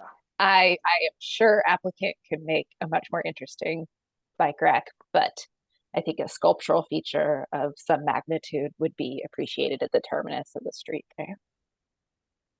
Whether or not that's also a water fountain. Thank you. I think the thing that we want to do is we want to make sure that we're giving some clear input here, and I think that what I do want to do is just make sure that that the applicant is aware that I'm hearing it from a couple of the different commissioners that this is a high visibility site, and again can have amenities that are tailored to the pedestrian scale, knowing that we cannot get retail on this location because of a change in the codes. So I would say that the invitation from myself, and again, I think I'm hearing it from Commissioner McPherson and Commissioner Patano, is to increase the visual impact of the amenities and just reconsider the scale of those amenities so that they are perceived from a distance as well as being up close. Would be the recommendation. Does anybody have a different point of view on the commission side? I'm trying to give, without saying do this, I'm trying to say this is a summary of what I'm hearing at this particular point to give direction to the applicant. Yeah, I just wanted to jump into this, Commissioner Atkinson. I think that we talked about, but then went away from it, but if we could put public seating back on our invitation of things to address, given the amount of the amazing use of existing public seating in the downtown area, it feels like we could have a whole lot more and have it be much more used and activate our spaces. So thank you. Excellent, thank you. What I feel like we're getting a little bogged down in terms of some very specific items, but I want to make sure that everybody has the opportunity of talking item by item. If we could move on from the landscaping into the balance of the report coming in from you, Ryan, please. So we are on site design. Are we finished with site design? Yes. What I would like to make note is it will serve as a focal point on the sidewalk, is integrated with the pedestrian connection in between the building and the public right-of-way. Again, I think it's all on the public realm and thought about as a focal point. I'd sort of emphasize that particular item. And then I think the idea of linear seating, duly noted. I think there's opportunities to think about linear seating perhaps in other areas too. correct. That's the note that I took, adjust the open space so the vegetation flanks, or the seating flanks the open space, kind of like on the side there instead of right there in front. And I mean, I'm not a designer by any means, and I'm not a commissioner, but I agree with everything that's been said so far. I think in a related way, if we can move on, the greenery and the outdoor spaces. There's a question here regarding the green roof, and I think it's a very interesting scenario where you're building a green wall and a green roof. We haven't talked about that in much detail. The green wall, I think, on the first level in the sidewalk would be a public amenity. Do you consider the green roof on the roof a public amenity also? That's Skylar. Skylar with Medici Architects. I do not consider it a public amenity. I do think that it benefits the city as a whole, but not as a pedestrian public amenity. It's not accessible by anyone at ground level or anyone in the building, really. Okay. All right, and the diagram that was shown on the submitted documents, which was tended to indicate some sort of almost like a hipped roof in your roof diagram, and yet it looks like very much a flat roof. I assume, we talked about this in terms of the elevator access. There is no elevator access, but I would imagine you have a hatch or some in that instance. Is that correct? Correct. Okay. And it's certainly not a hipped roof like shown here. Low pitch hip, meaning the drainage of water doesn't go one direction, it goes multi-direction, collected by a gutter. Okay. And then your pan system is set up in such a way that your roof sill is encapsulating the full pans. I mean, how deep are your pans? 4-inch deep pans. Yeah, 4-inch deep pans, and they would have an edge that would hold them in place so they're not freely moving about. with an integrated irrigation system, I would imagine too. Is that right? Correct.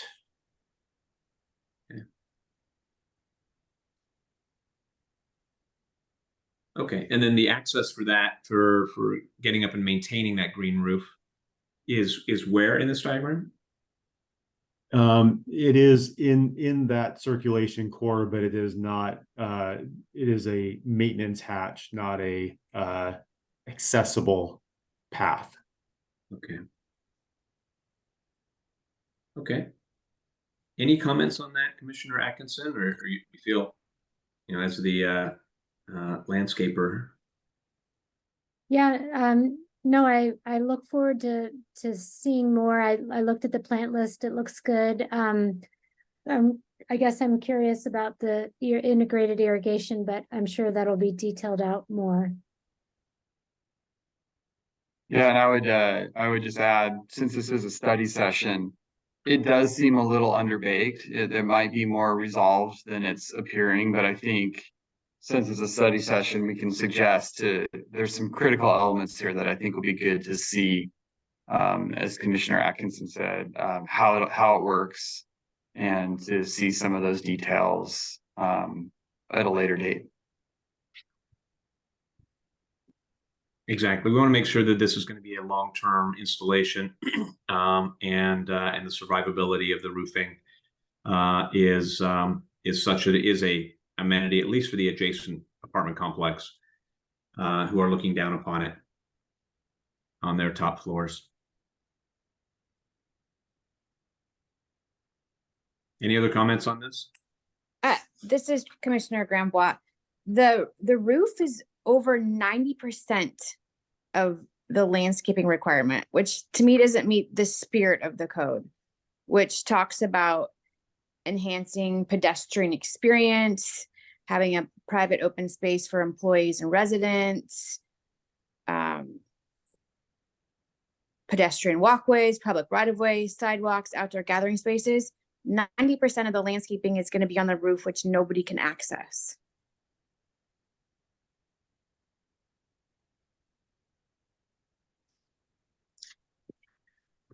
I think what we could talk, if we go back to the site plan, there is an area, the site feature area indicated on the site planting. So you have the public open space on the north side of the drive into the parking garage, and then you have a site feature. Architect Schuyler, could you please talk about what the site feature is?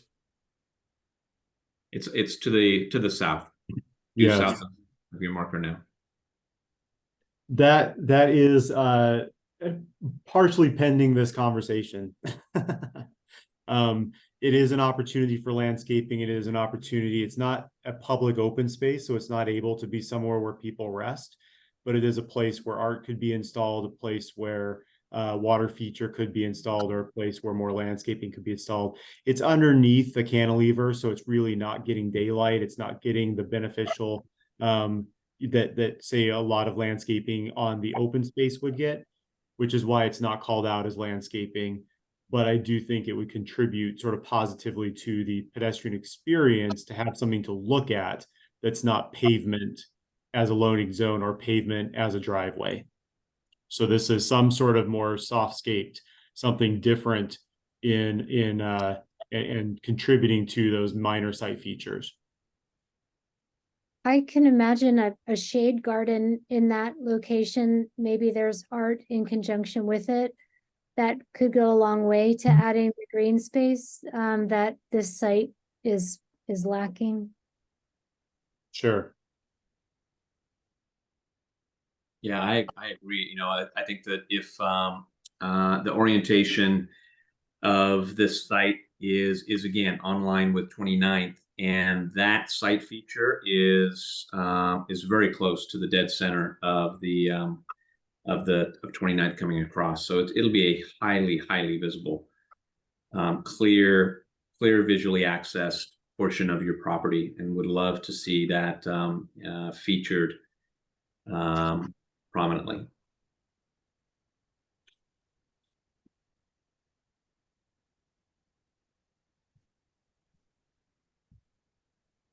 If you were to include that as part of your landscaping with a shade garden, that would have obviously increased your landscaping.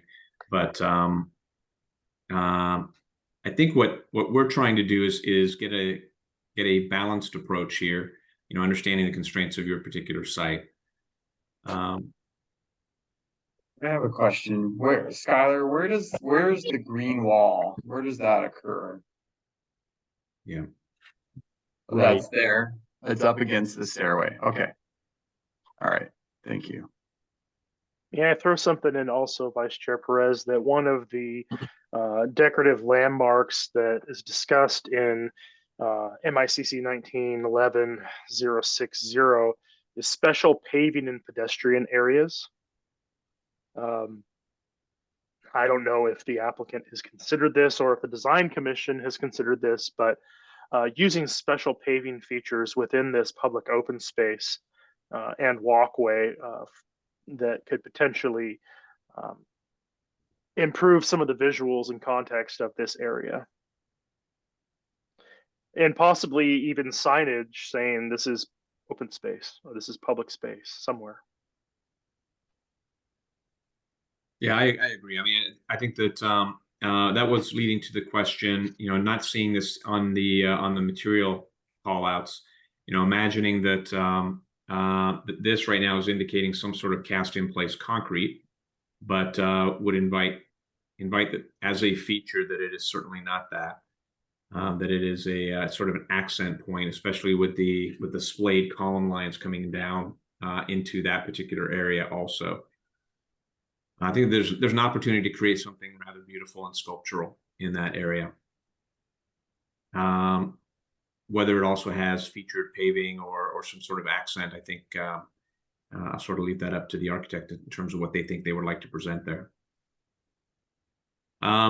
The loading zone paving, as we're talking about that, is that pervious or impervious? I mean, is there an opportunity to do anything that's a bit softer rather than a paved entranceway there, you know, presenting so much asphalt to the sidewalk? There is an opportunity, Skylar with Medici Architects. Yes, this is an opportunity. We obviously have to consider the loading weight of those trucks that will be parked there, but plenty of paver options between the loading zone. Again, if the loading zone and the site feature and the public open space are designed in a way to soften that pedestrian experience, providing obviously that we have to have this driveway that's going to be intentionally vehicular focused in the middle of the site. I'm fully a fan of that and trying to find a way to best make interest in the areas that we can.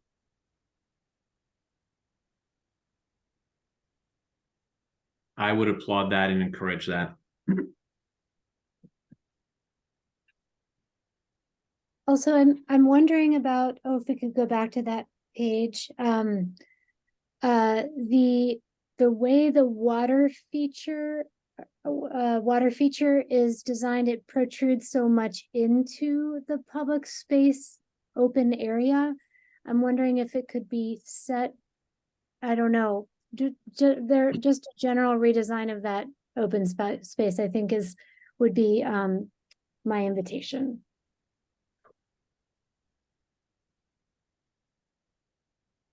Is there an opportunity to integrate the water feature into the site feature area and then leave the public spaces more seating? Because it feels to me like you're packing a lot in landscaping, water feature, green wall, benches, highlight paving, all in an area that looks to be in the neighborhood of 10 feet by 10 feet, maybe a little bit bigger than that. And maybe there's an opportunity to sort of create something in the site feature area. I would understand that you would probably be looking for the water area to mask ambient noise, potentially, but as an aesthetic item, you know, again, I'd invite the consideration just to kind of create this amenity going to the sidewalk into the public realm in the best way that you can.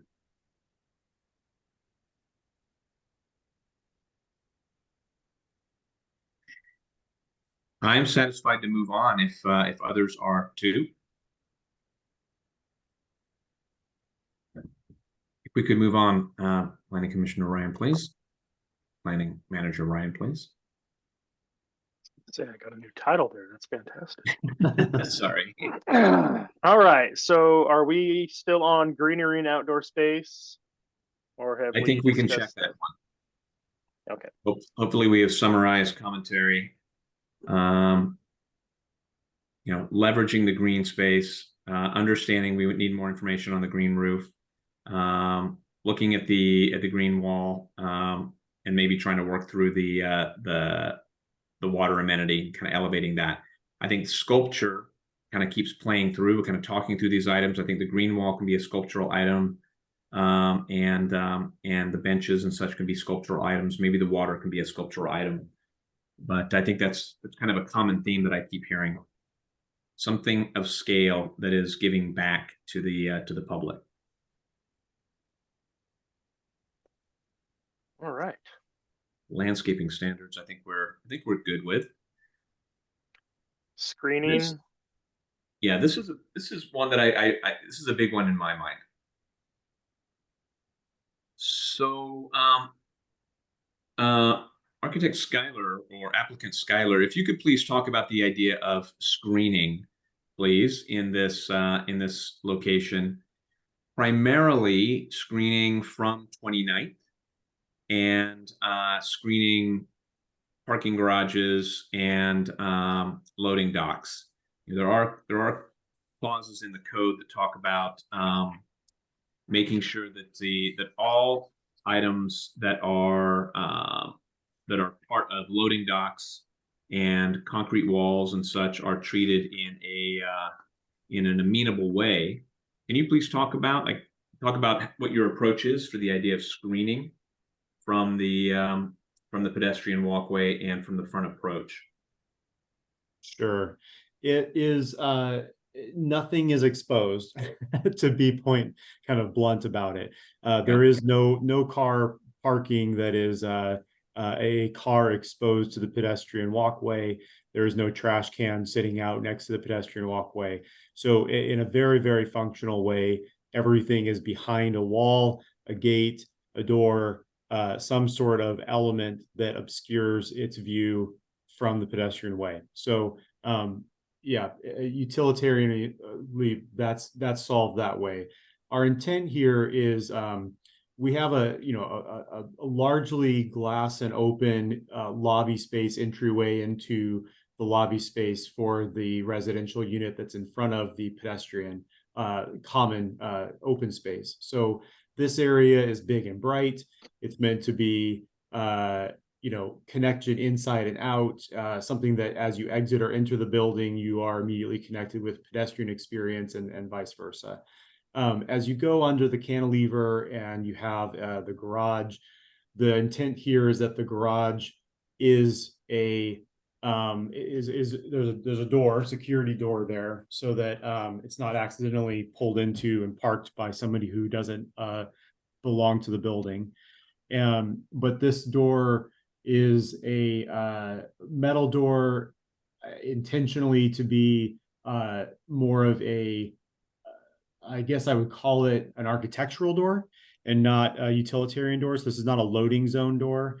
This isn't something that would be found in the back alley, but something that's actually attractive and blends with the material palette of the rest of the building. And then as you continue past that garage door and the concrete column supporting, right there, yeah, as your cursor is hovering over item 7 there is concrete that's structural for the building. Next to that, behind that, item 10 and 9 are the trash enclosures. And the trash enclosure is a little bit difficult. We're splitting something here because we're putting this on the easement, and structures that are permanent reinforced structures in an easement need to be something that could be removed, and a hold harmless approach to say that if something had to be done with utilities, that the owner of this property is held harmless, or I'm sorry, that the individual doing the work to tear up the utilities is held harmless from destroying something on this property. So we know that we're building something within an easement and that it has to be removed. So something here has to be built of a structure and of elements that are components and able to be destroyed and rebuilt should the day come that utilities have to be torn up and reinstalled. So we can clad those things. At this point, we did create it out of something a little bit more utility and a little bit maybe less architectural, but also open to color, open to material to help blend that and not make the trash enclosure feel like a trash enclosure from the public right away. Yeah, I think that's certainly a concern here too. Looks like it's CMU block. Mm-hmm. Maybe simple panel, steel panel doors, and the garage door, is that a coiling open garage door? Is it Correct. Coiling? Okay, and with like a brushed stainless or a. Will you be able to visibly look through that and see the parking garage? I would like that. Yeah, I would like to see it more as an they'll call it a translucent, or I'm sorry, yeah, I'd like to see it partial filter there.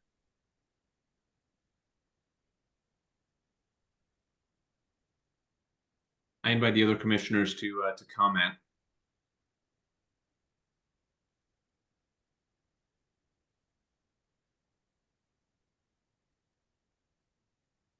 Well, I think, understanding the limitations, and my comments relate to some comments that I think we'll get to just with the building massing and materiality, but yeah, foreshadowing those, you know, I've seen some nice applications where you take basically a metal grate that could be very similar to the roll-up door, and that could be the structure for the enclosure, or it could clad the enclosure, and it could potentially also maybe become the fencing that goes around the south side of the site, because in my mind there's a lot going on there, and I understand the challenges, but I think maybe reducing that palette down, again, we don't want to see the trash, but there's potentially options to riff off some of the major material pieces that you have there and continue them down at the pedestrian level for a little more just harmonious experience. I think I'll leave it at that for now. I'd like to offer, you know, the same exact same idea. We have horizontal perforations in the roll-up door, vertical perforations in the fence, the picket fence, CMU, I believe CM. You know, maybe the cladding, I can't tell if it's ACM or if it's fiber concrete. But it's a lot of different materials kind of going on. I'd like to see some sort of common language where if you were to embrace the horizontal in the coiling door, is there an opportunity to do a horizontal in the fencing? You know, kind of carry that around as a band, so it becomes a bit more of an element that's carrying and sort of creating some consistency from item to item. And then maybe even, you know, thinking about the trash enclosure as something that's tying back a little bit to the lobby, but maybe, you know, I like the idea of something that's heavy like a base, and the dark color certainly does that. But again, it's such a small area. It's such a critical point of view. There's so many cars that are going to be coming in and experiencing this building from this elevation that I think it really needs to tie together very, very cleanly at that first 12-foot mark. I guess you're 15 feet grade to floor, first floor. But if you can sort of tie those elements together, I would certainly encourage that and applaud that. So again, it's not all these disparate little ideas, but a couple of big ideas that sort of tie that all together. I, for one, completely applaud the columns as they come down. I think that's really, really interesting. I'd love to see that accentuated in terms of some lighting, which we haven't really talked about yet. But it's these other disparate elements that feel a little disjointed in terms of materials and materiality, from my point of view. And I'd encourage you to see if you can sort of tie those together if at all possible.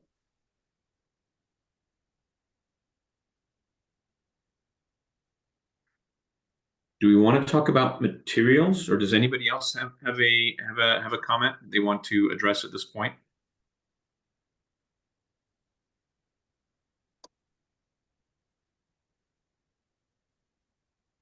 You know, the one other thing that I might add though too is at the columns, they're indicated as 8 now that are dropping down on that cantilever. Is there a reason why you're not providing a curb or some sort of sense of arrival at some sort of an area of protection where that column is? I would imagine that if you do indicate some sort of feature at that particular point, that you would create some sort of a protective curb or something around that. Is that true? Correct. Okay.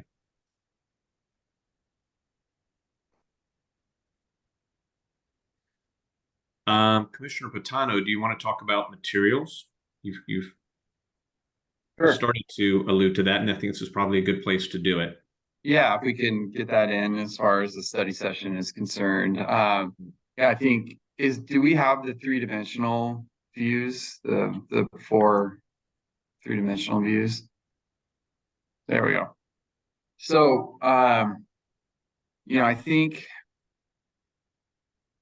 for our conversation today, I'm acknowledging that it's a very weird site, right? Like it's a difficult site. I would always rather see an infill project versus a parking lot, an unutilized parking lot. So I'm excited to see how this can work out. And so that being said, because of the constraints and the limited exposure, and it's really not that big of building. So in my opinion, I know we've got our modulation requirements, and I will probably say something. I was trying to skim the code before our meeting, and I don't want to contradict our code, but for purposes of our discussion, I would say that because it's not a very big building, it's, in my opinion, I think there's just a little bit too much going on. And so you've got the cantilever piece that comes out, and you've got the piece that sits back at the entry. And I think relating to the materiality, I think that, in my opinion, that's enough. And so maybe you can get the balance of the colors or the contrasting materials to work between the setback piece at the entry and the cantilever piece that comes out, and how that turns the corner and what you're going to see from the sidewalk as you're walking by. And I'll go back to what I was saying earlier about how you're really going to see this from afar because it's a terminus. And I would like to suggest that I think it could be more successful if from afar at the end of that axis, it looked like fewer smaller pieces, and maybe two pieces which are evident in your move that you've made and the way you're supporting it on the columns. But yeah, so my input would just be making fewer material choices or being a little more restrained with how they're experienced especially at the public facing side of the building. So much of the building is concealed. It's up against another building. There's the back side of the building. The south side of the building, you can see it now, but there could be development in the future that comes very close to this. So, those balconies and windows and other things will be useful, but in the long term, you might not see much more than that first third of the building. And I think buildings of this size are more successful if they're calmer and they have fewer moves, clearer moves. And I think you have a very clear move in your plan. So then it just relates to how you're expressing that in the materiality. So that's my take on that I would offer up for today. Commissioner Grandbois, you have your hand up.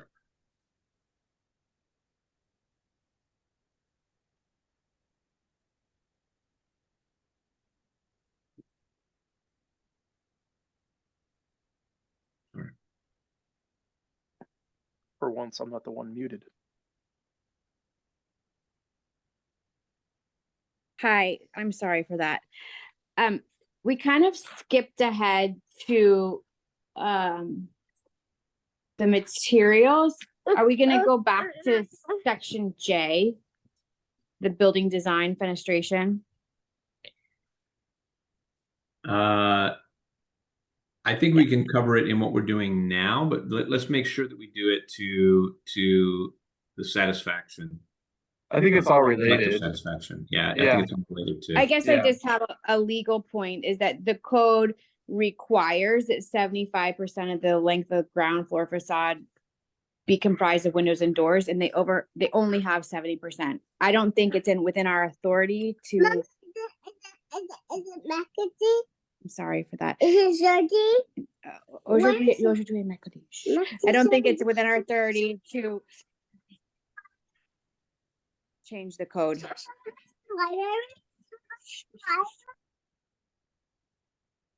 So the 70% is taking into account the glazing at the lobby, the coiling door, and the garage or the garbage doors.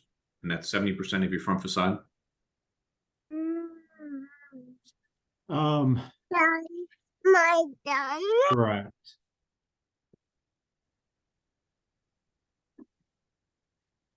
I think. But I think Skylar, it's you had not explained that just given the width, you literally can only hit a certain number. Is that correct?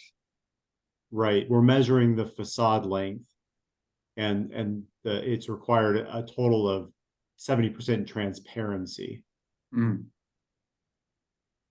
I do not believe, because of the word transparency, I do not believe it's counting the trash, and I apologize, I had to look that up. Oh, here. okay.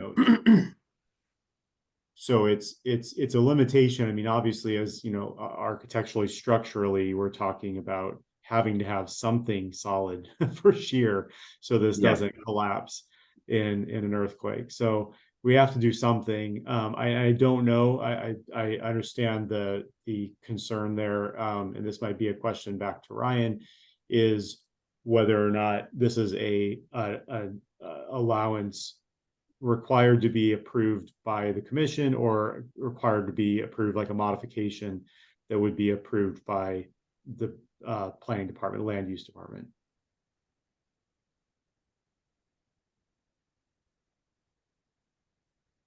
This, I believe, is something that would have to be approved by the commission. Mm. I would have guessed wrong, Ryan. I was gonna guess you would have said the other thing. No, the commission has the authority to approve this project based on the design and the requirements within the code and their purview as provided in the administrative section. I'm just getting down to just trying to scroll through the code real quick.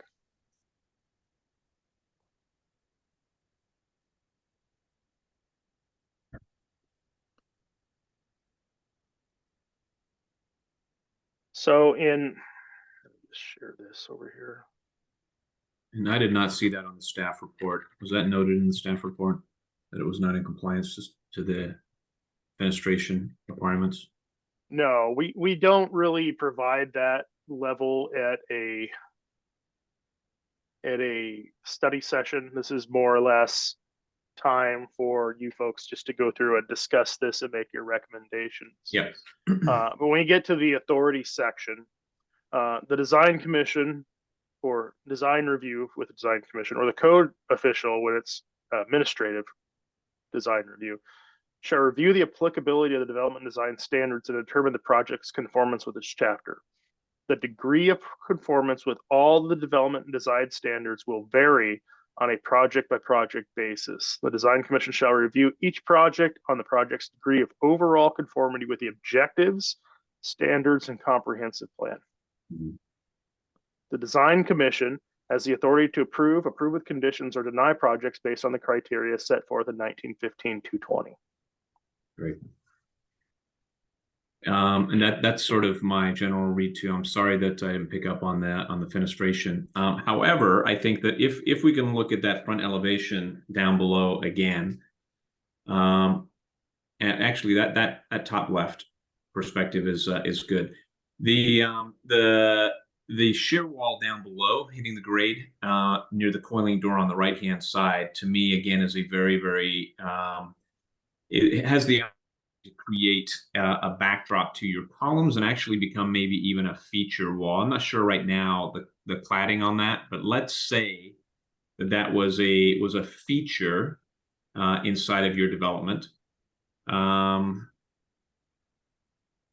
playing with the idea of a maybe there's ways to pull different amenities in, but let's say that was a feature and a visual amenity going out to the street, with something that would be a beautiful visual amenity instead of a blank solid wall.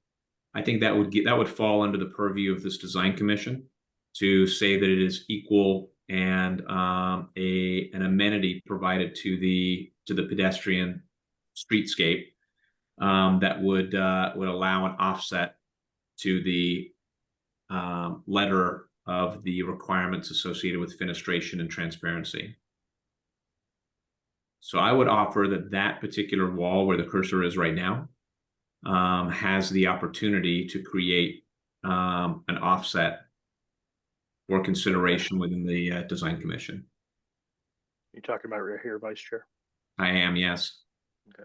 So instead of it just simply being a blank wall, I think that and Architect Schuyler, if you could potentially discuss, is that intended to be a fiber cement, or is that intended to be cast in place concrete? It is cast in place concrete. I'm sure you're aware in terms of materials and color, there is a requirement that concrete walls need to be architecturally treated. So the intention would be, especially in this high visibility area, that is a fantastic feature wall, and not just a smooth cast in place concrete wall. Sure. Okay, so I'd invite you to consider that, and then I would I'd ask for commentary from the balance of the commissioners if that would be if the other commissioners would be open to consideration as an offset for the 75% requirement.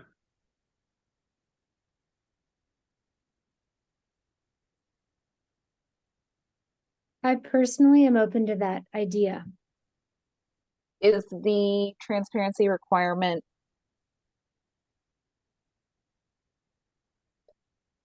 supposed to be for pedestrian amenity, or is it supposed to be some related to fire code necessity?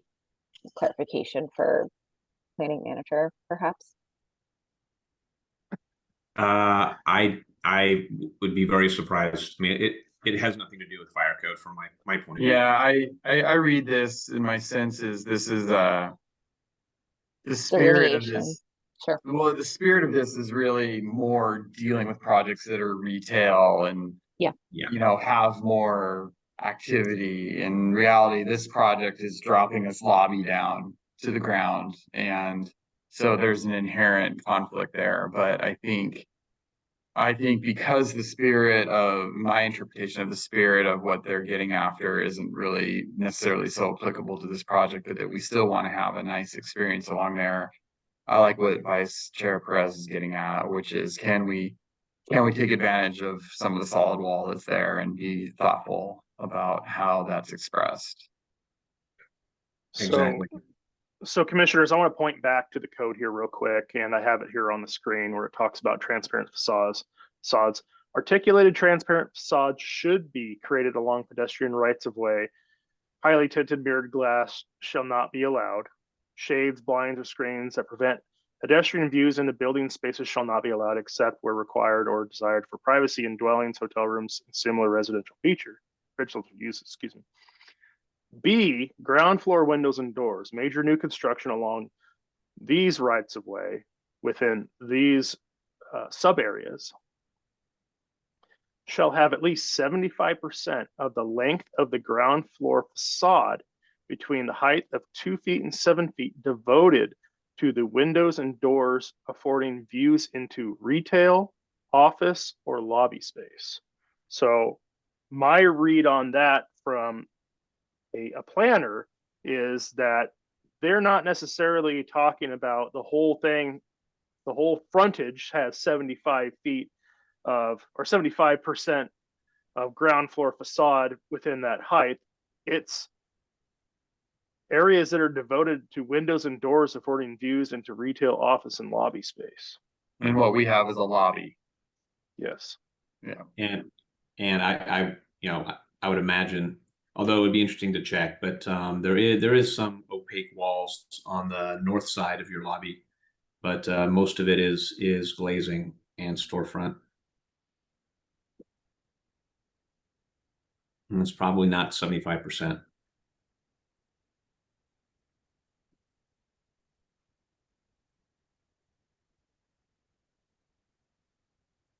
I think we would need to And have it's some really type close. of calculation provided so that we can take a look at that. To me, it's going to be probably 60%, 66%, if sort of judging. But I think either way, thank you very much for that, planning manager Ryan. I think that if that is not fully at 75%, again, I'd go back to the original request to create a feature, especially at the high visibility element. I think there's opportunities for lighting across a textured concrete feature, or some way of kind of creating a feature element, an artistic element at the pedestrian level, that again is giving back to the pedestrians. Because we've, are there any other needs of discussion associated with the fenestration?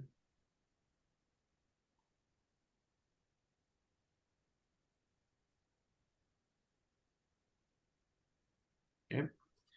One of the things that I would like to have a discussion on, well, maybe I guess I should stay in light with this.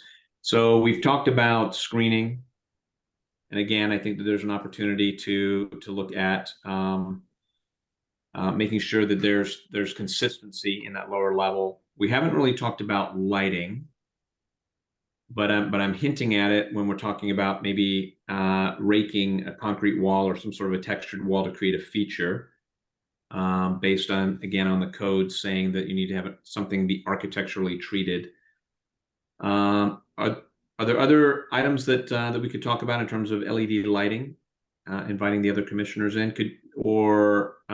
Medici, if you could talk about what the intent is from a lighting point of view, and how this is activated at the sidewalk level from a lighting point of view.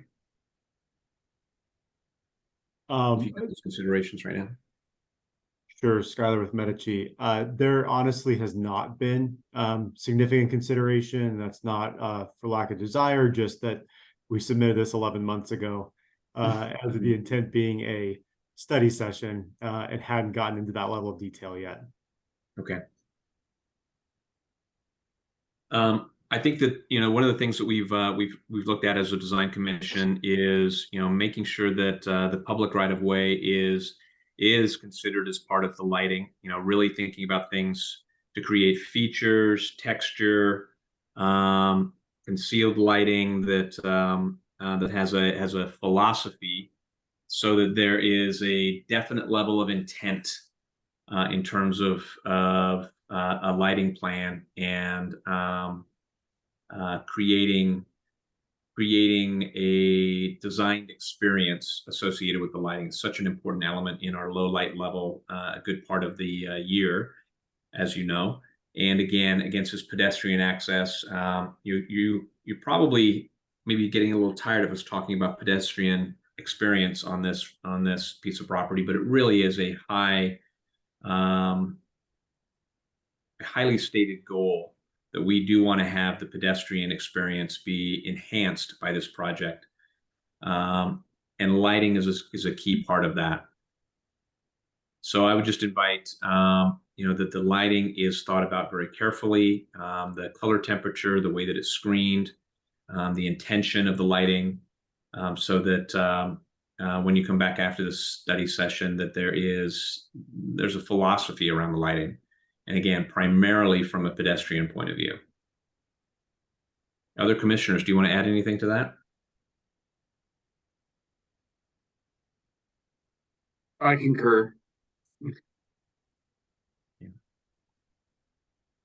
And Commissioner Atkinson, I've seen some lighting designs from you. Would love your commentary from a landscaping point of view. Thank you. I would say that I really enjoy the in-ground LED lighting wherever possible. And then also I'm thinking about the green wall and making sure that that would be illuminated as an evening, feature for pedestrians. Back to the site feature, I'm looking forward to seeing a next version of that design and lighting could be really key there as well, especially if there's artwork combined with the site feature. I completely agree. Thank you. I think we can move on to building design in terms of the fenestration. I think we've handled that. Street facing facade elements. So this is something that that I have a discussion point that I would like to talk over with the fellow commissioners and with Medici. The code, specifically with this area, talks about that all the materials need to be textured, high quality materials, and colors. And we haven't talked about this so far. I am fairly familiar with Trespa and with fiber cement. If we could talk about both of those materials in terms of the criteria of textured and high quality, I would like to have that discussion point, as an open forum.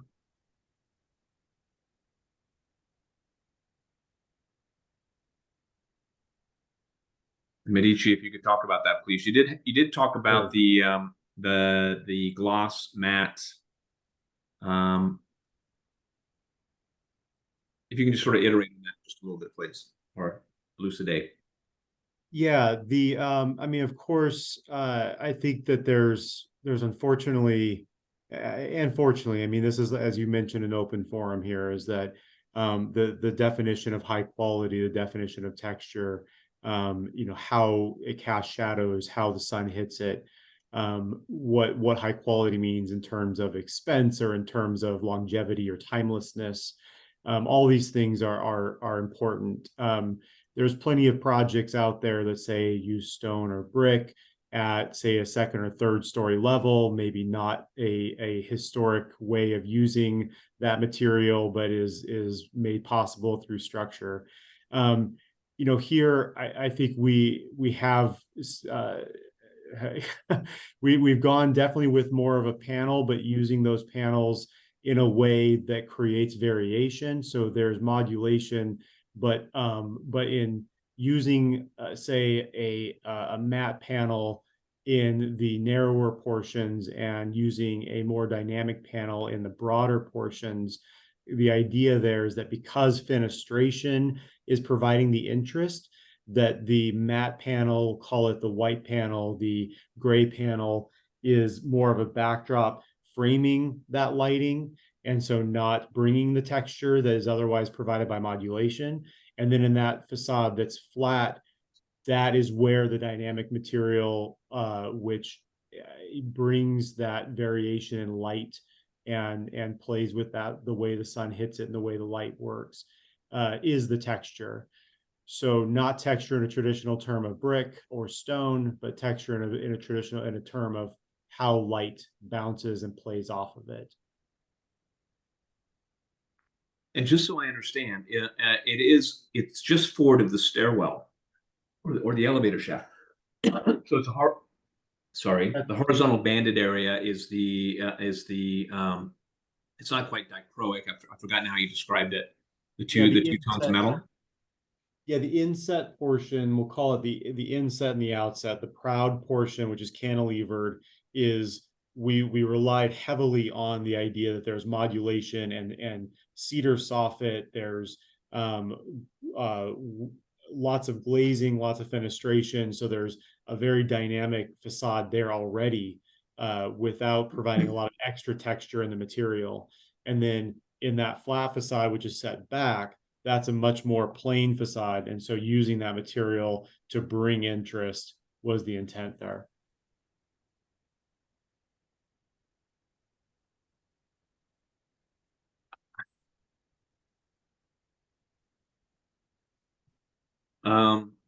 Yeah, I'm trying to think of how to seed this discussion.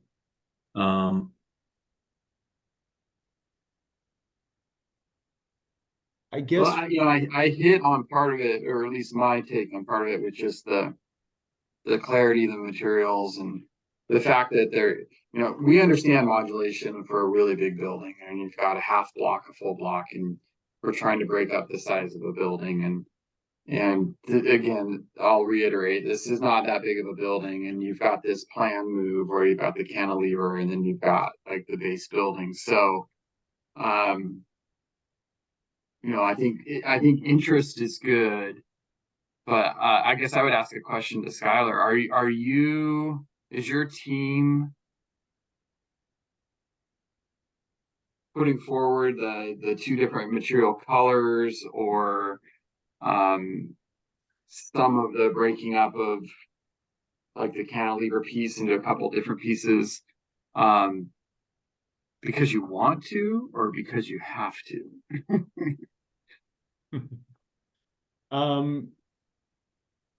I guess in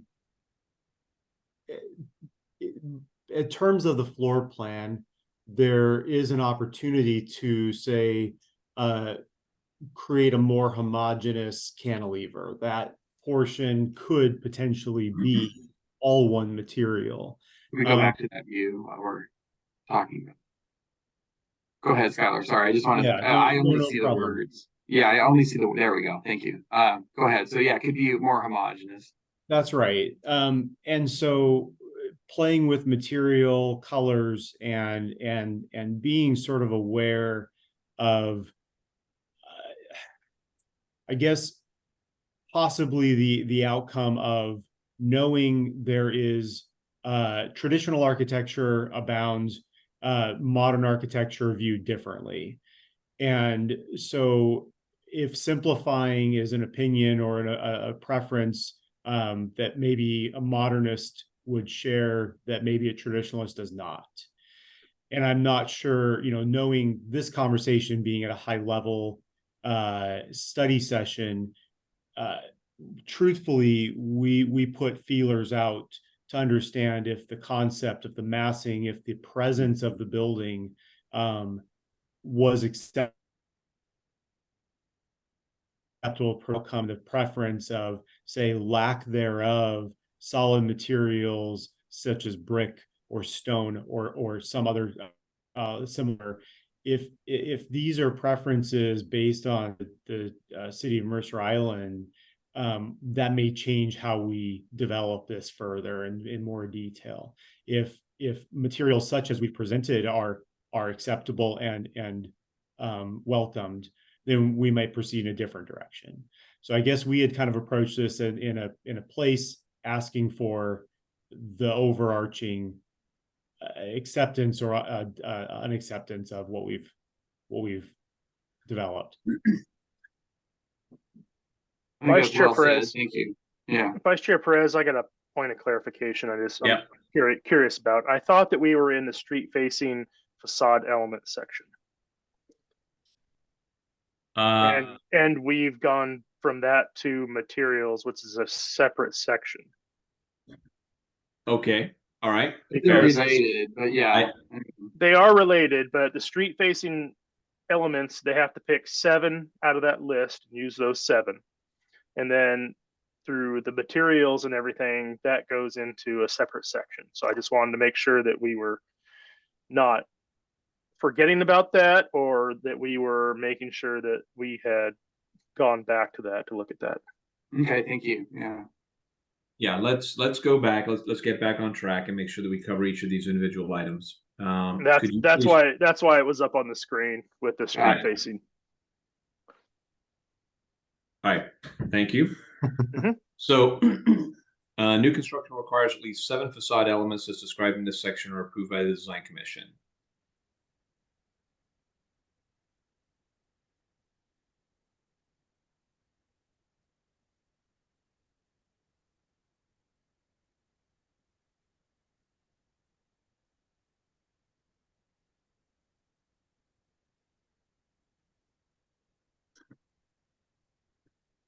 So, in this report, there is a notation of 7 facade elements, or there is a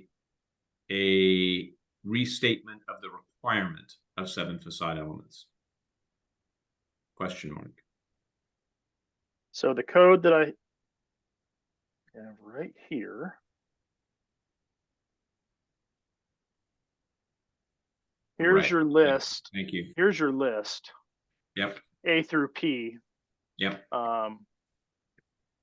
Looking at some of these items, I mean, I see the other elements is approved by the design commission.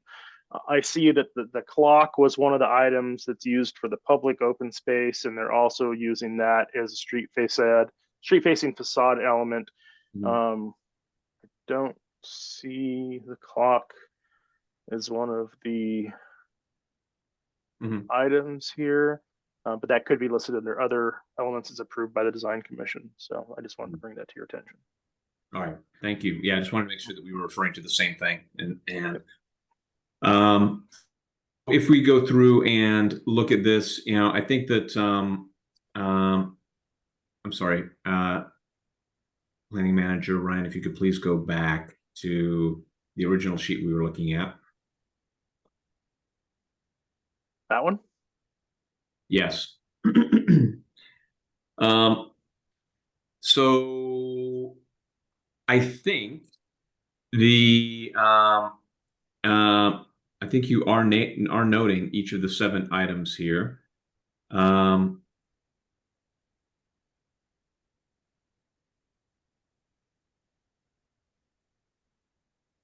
Yeah, and I think that of them, from my point of view, in terms of street facing elements, I think that this is a checklist and falls within the categories of the planning code and the development and design standards that we're all referencing here. I think the question that this item brings up is there a binding element that sort of holds all these elements together from a design and a presentation point of view, not only in the street facade, but in the overall massing associated with the building? So I think that may be, you know, the root of the conversation that that you're starting to bring up, Commissioner Patano. That are these elements all bound together in one cohesive design in a fairly small building? Yeah, and it's helpful to have this checklist. And I'm glad that we're reflecting on it. But I think Skylar hit on some interesting thoughts. Like he brought up, like, you know, are we looking for something more modern? Are we looking for something more traditional? And I would just say, from my viewpoint, I'm less concerned with the stylistic result. I don't, whether you call it modern or traditional or contextual.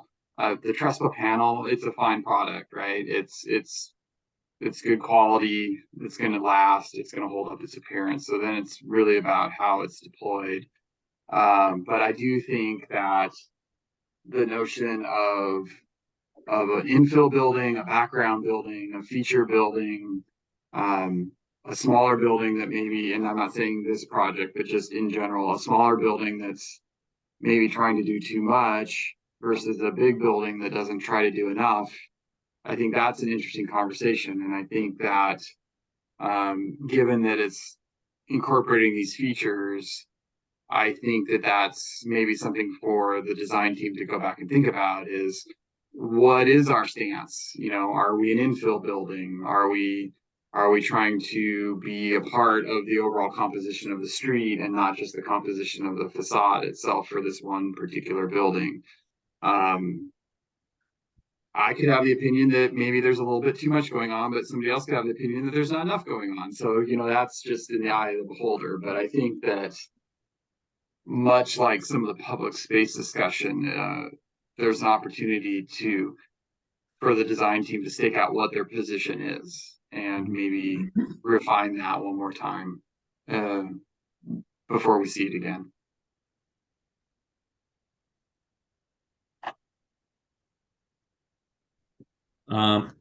Yeah, I agree. I didn't really hear in the presentation associated with the beginning of this, you know, that the intent was to create a particular type of building. You know, I think you've heard from the design commission that we were very concerned about the pedestrian. We're concerned about the front facade coming across on 29th. I think the thing that we haven't really talked about as much is the south facade of this building, which is highly visible as you're headed from south to north on this particular road. So, or on this in this particular area, I think we have two things going on. You know, one is what is the what's the point of this building from the architectural point of view? You know, what is it really trying to do? Thank you very much, Commissioner Patano, for expressing that and packaging that so well. And I think in a related sense is the way that that's expressed. We just need to make sure that the materials that are selected are sympathetic to the intent of the building, but also need to be held to the standard of textured quality materials. So I from my own point of view, my own professional point of view, you know, I'll let the building be whatever it needs to be. That's the job of the architect, to be able to determine, is it more of a classic or a modernist or something in between. But we do need to hold, as the design commission, to the criteria of quality textured materials. I'm not sure if I'm expressing this really well, but you know, the intention is, what's the point of the building? Are we over articulating the building at this particular point? And then talking about the materials to support the intention of the building and meet the intention of the code, that they are textured and quality. So I just invite the design team. You know, we can have a discussion point around that and make sure that intention is discussed collectively to your satisfaction.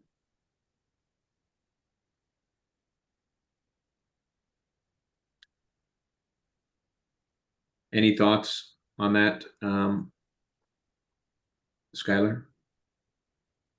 I mean, I absolutely hear the position there and understand that obviously that you have an interest individually and as a team to ensure what is built does justice to the city of Mercer Island. This doesn't need to be an eyesore, but also that it's architecturally our job to design something, the detail and the overall message that the building is sending, and present that to you.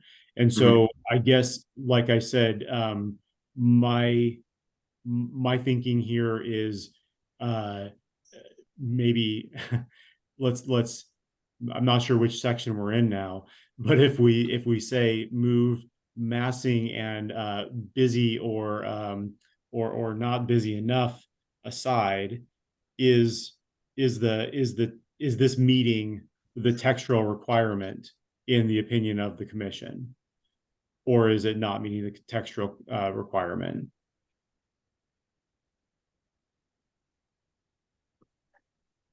I'd like to hear from other commissioners before I volunteer my point of view. I'll hold back too.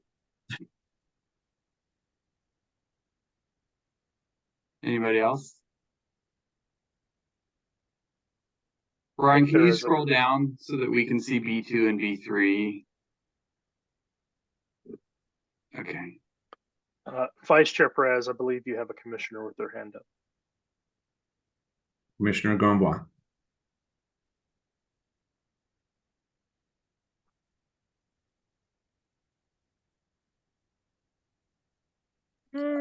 This is on topic, but slightly off. 1911 100 B2. All major new construction shall include at least 7 of the following elements. Element 5 listed by the applicant is also one of its minor site features, and the code at this section does not specifically allow double dipping. It may, I haven't double checked in the minor site features, but that's just something to consider. I'm not sure if they can use the clock as one of the 7 required elements.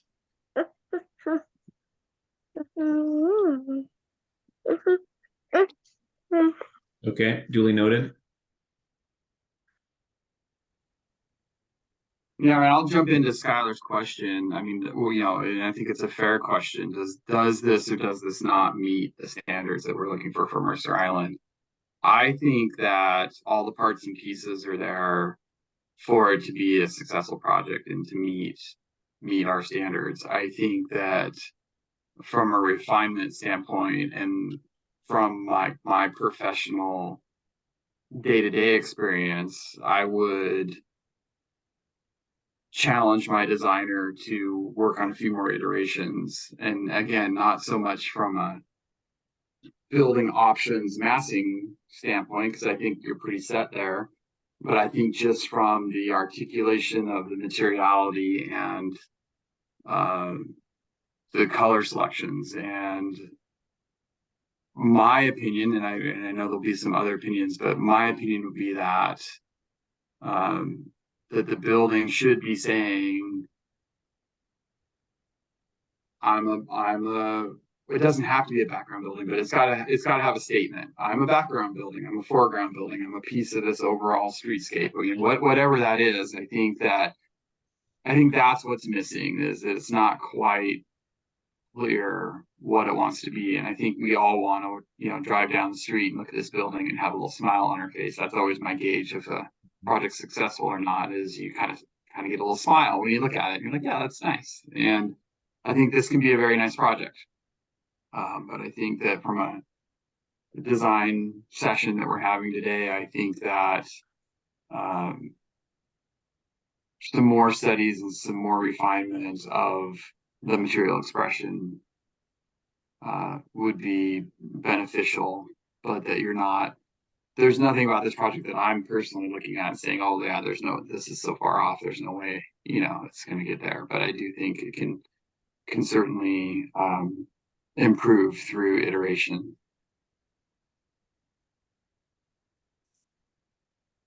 I'm going to go ahead and go a little bit more direct at this. One of the things that I'm concerned on is the fiber cement panel. I think that the trespa, the metal, the black structural steel, the potentially the trespa diffuse that's being called out. I think that those, in terms of metal panels and finished panels, will be appropriate. I'm really concerned. Actually, one other thing I'd add to that is the concrete that is exposed. And again, sort of turning that into a feature element, I think can certainly make this a lovely material presentation. I'm concerned about the long-term durability and the paint application of fiber cement on this building over the long term, and just the massing associated with that, and the monochromatic aspect. I'm also going to go ahead and ask if there could be additional study associated with that. To me, that material does not meet, in the downtown allocation, the definition of a textured high quality material.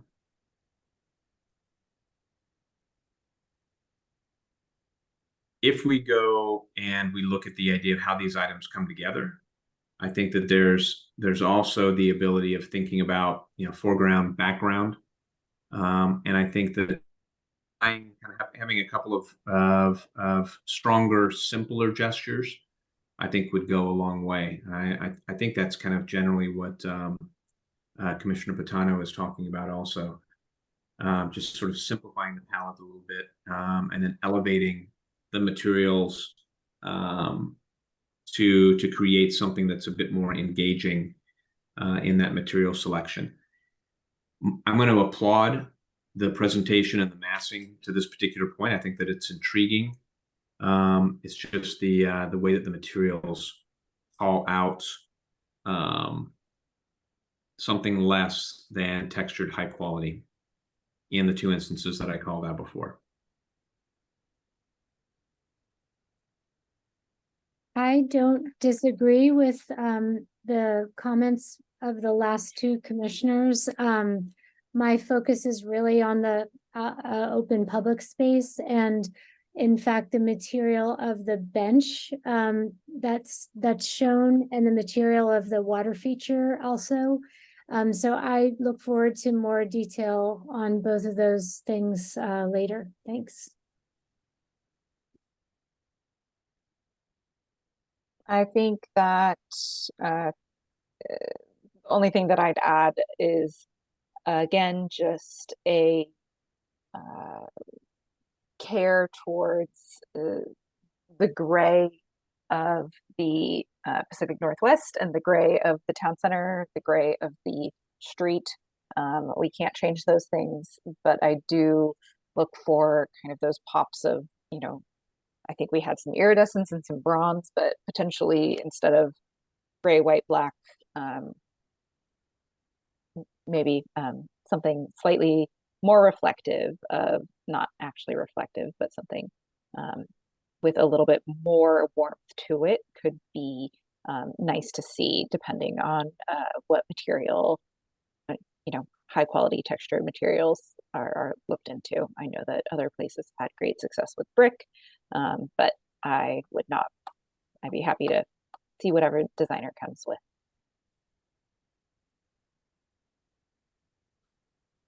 Also wanted to say, interested in more details on the artistic clock and what that would potentially look like. Have seen some unsuccessful exterior clocks on buildings. So would be really interested to see what this one would be proposed as.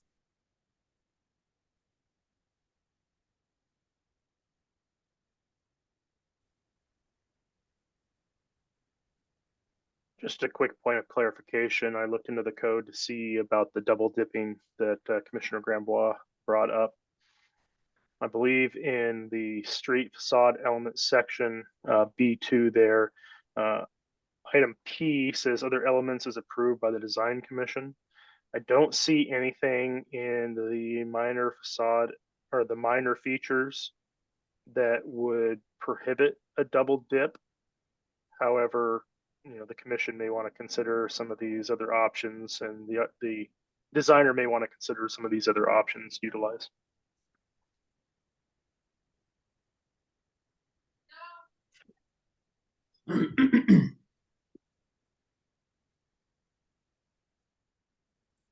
I think that we've covered street-facing facade elements to satisfaction. Any other clarity, Skylar, on your end? Anything that's have we provided enough clarity in terms of input from the commission to you? Absolutely, yeah. And I just want to thank you all for your comments. Obviously, this is a great place to discuss this sort of thing. It's a study session. As I had mentioned, I know we're not done here, but as I had mentioned, we had submitted this 11 months ago with the intent of really nailing down site design and being sure that what we were proposing meets the intent and can move forward for a full design review. But this discussion has certainly excited us to solve these problems and to complete the design and absolutely create something that is a focal point and a great gesture on this.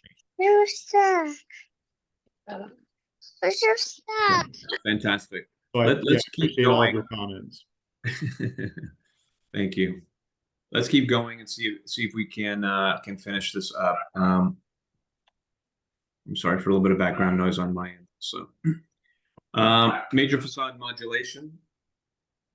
I think that you know, from my point of view, I think that there's a considerable amount of modulation that falls within the code requirements and the code intent on the two exposed facades of this building. Do other commissioners have a point of view? You know, I think we covered it, Yeah. unless there's something new. I think I'm good with where we're at. Yep. Anything else to add? Thank you. If we can move on to the next section, I think the minor facade modulations, again, I think that item is taken care of. Materials and color. I did sort of jump ahead a little bit in terms of the high quality textured materials. And I think that we also have touched base on the color. The palette is very clean, and potentially there's an opportunity to potentially add a little bit more language, but maybe that's less in variety, but more in the way that the material changes or has a higher level of interest or texture. I think that's, if I could sort of summarize, I think that's generally what we're asking for.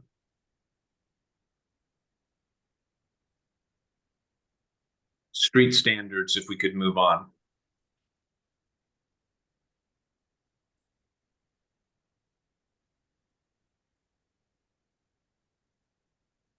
I don't have any issues here in the street standards. Anything else from any other commissioner? I think we've covered each of these items: street sign, bike rack, parking, vehicular and pedestrian circulation. I think we've gone over that ad infinitum at this particular point. I think that the only issue again is potentially the visibility into the parking garage.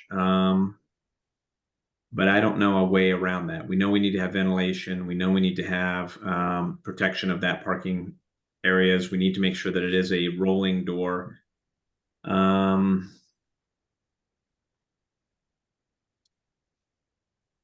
I'll just add really quickly, where you place the lighting can have a big effect on a screen.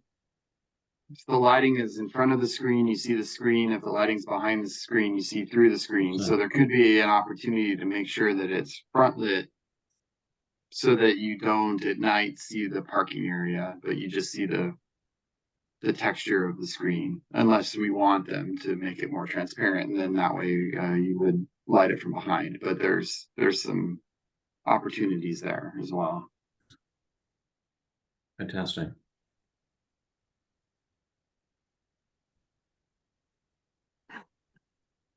I don't think there's any other issues here unless there's something from the city. Yes, there is. Thank you. Just a point of clarification under D. Actually, B, development and design standards for parking. When you get down to subsection D, talks about parking lot configuration.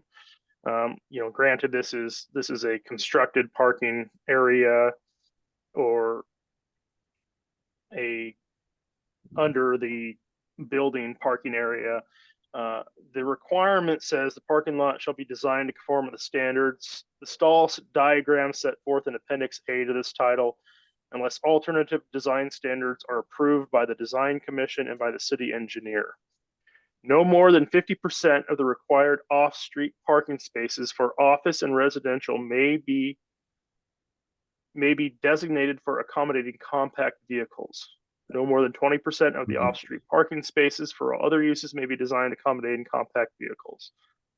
Such parking spaces shall be clearly designated as compact stalls. Now, when I read that, no more than 50% of the required off-street parking spaces for office and residential uses may be designed for accommodating compact vehicles. So I think that's pretty subjective right there. And in the administration section, it speaks to the word shall and should, but it doesn't speak to the word may. So I think there may be some opportunity for the Design Commission and the city engineer with the proposed parking plan by the applicant to consider a variation, if you would, or a deviation from the standard to allow a different configuration of stalls that are compact versus standard stalls. And the applicant is proposing of the 11 off-street parking stalls, they're proposing 7 or 63% of those to be compact. So I wanted to throw that out there for your consideration, just to make you aware of that. Thank you. Yeah, obviously that's a high concern item. You know, applicant, you're probably aware there is a concern within the city of Mercer Island regarding adequate parking, and it is always a hot button issue within this jurisdiction. I think that what we will need to do is work with the city engineer to see what, if any, alternatives there would be for parking density and percentage of compact. Looking over your site plan with the van accessible space, I would imagine you've looked at this from all different points of view. But the intention would be to convert 2 of those spaces over to full size 9x18. Right. I mean, in simple math terms, we have the ability to go from 1 parking space per unit to 1.4 per unit. Mm-hmm. And so should we go to 1 per unit and provide 10 parking spaces, then we could make 5 of those standard and 5 of those compact, and we'd be at 50%, but we lose a space. So I do think this is a very valid conversation, but one that it's sort of a lesser, you know, what's the preferred outcome is more parking spaces or larger parking spaces.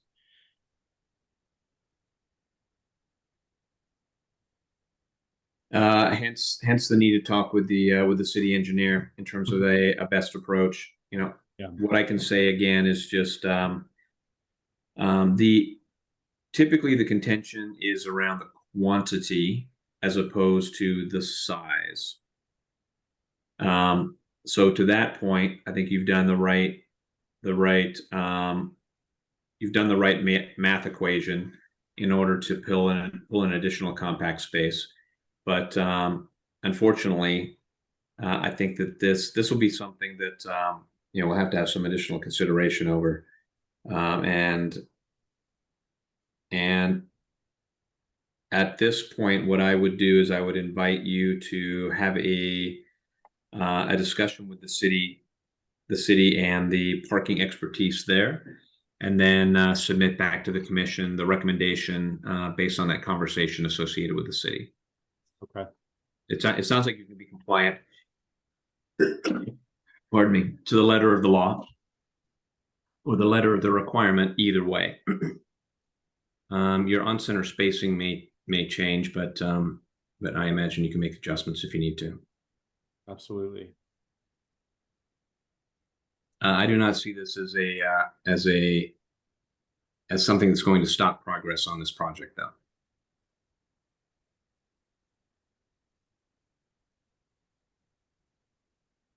Does that handle this to your satisfaction, Ryan? It does. Thank you.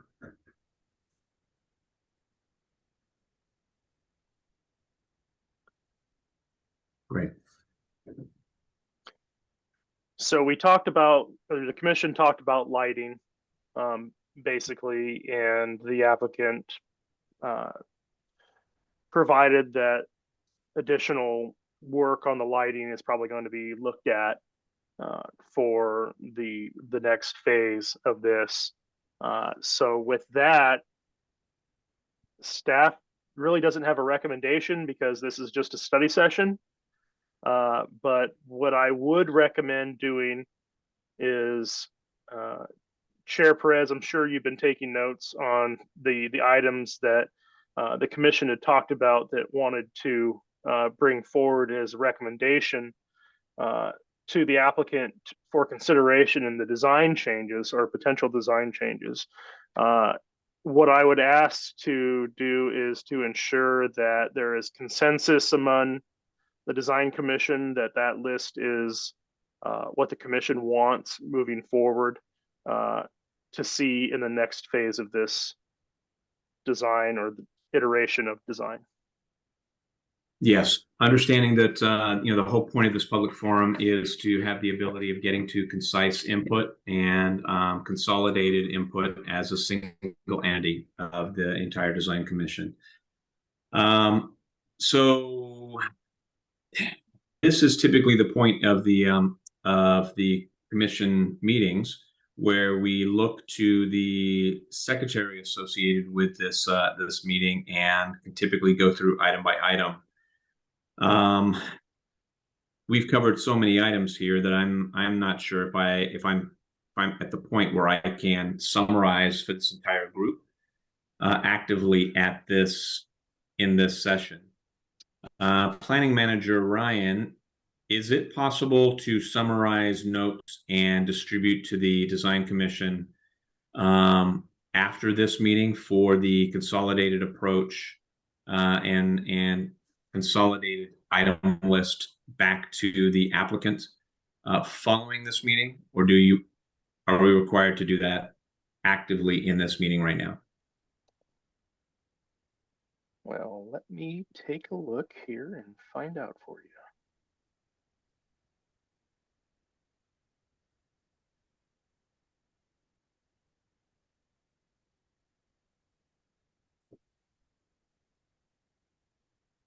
So the review process under 1915-220 C2, in addition to the pre-application, an applicant for a project will be required a design review and approval by the design commission shall meet the design commission study session to discuss the concepts before the plans are fully developed. At this session, which will be open to the public, the applicant should provide the information regarding its site, the intended mix of uses, and how it will fit into the focus of the area objectives. The design commission may provide feedback, be considered in the design of the project. So it doesn't necessarily state that you have to provide a detailed list within this of the feedback, but what we could do is go through the recording and pull the items that were discussed and create a list and circulate it to the design commission after this meeting. It won't be this evening, obviously, but I don't think there's any reason why we couldn't do something like that. I would now look to the deputy city clerk to ensure that that's something that we could potentially do. I'm comfortable compiling a list of suggested changes that have been discussed tonight and distributing that as long as the design commission does not engage in going back and forth about whether or not they agree with the list or disagree with the list. This is a study session. It's not intended to take action. Mm-hmm. It's an open discussion to give feedback to the architects. So we can do that. And if we send it out, we'll blind copy the design commission. But it's not to be discussed amongst yourselves outside the scope of that email. It can be discussed again when you're in open session. Does that make you comfortable, Ryan?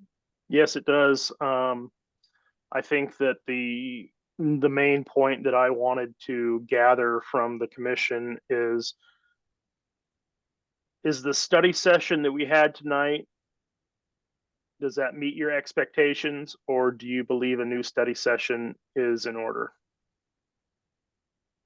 Second study session. Well, the way that I would expect this to move forward, and again, I'll offer this maybe as a recommendation. The way that we would typically move through this process is we go through a study session, the applicant would move based on the output of that study session and then come back with a submittal for an application into a design commission approval as part of a formal process.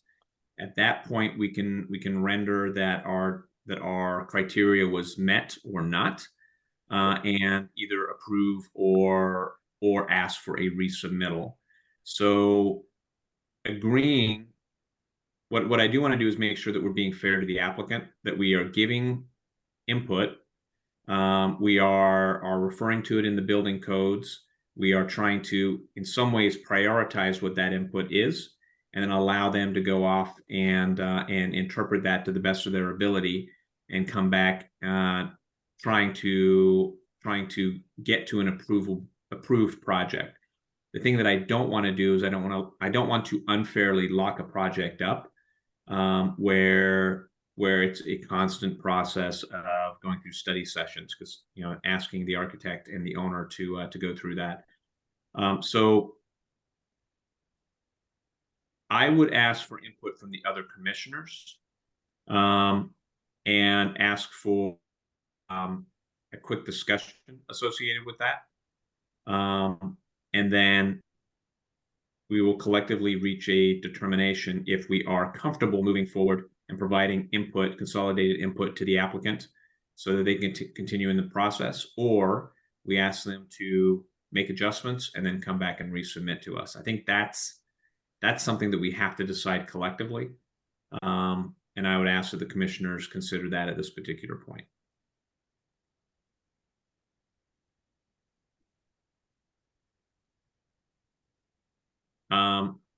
Can I ask for a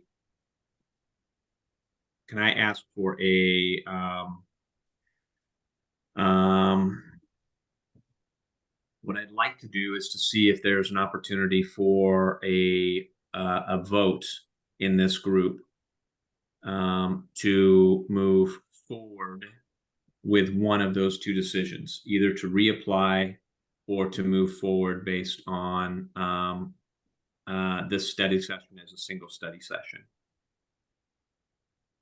Is that possible? Deb? City Clerk?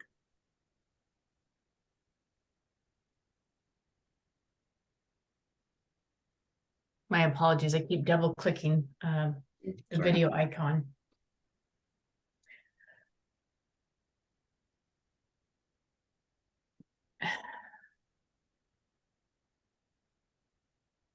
I don't know that a vote is necessary. Yeah. I think you can ask for consensus in this situation. I don't know that a vote is necessary. We certainly didn't post an agenda that speaks to taking action. Okay.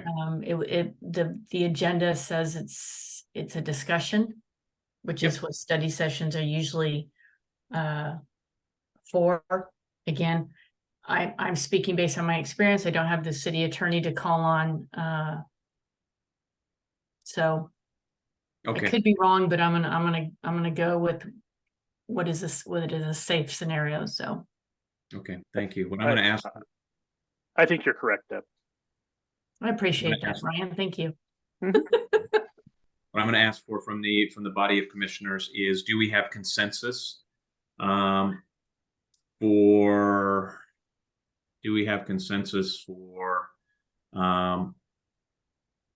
moving out of a study session and moving into the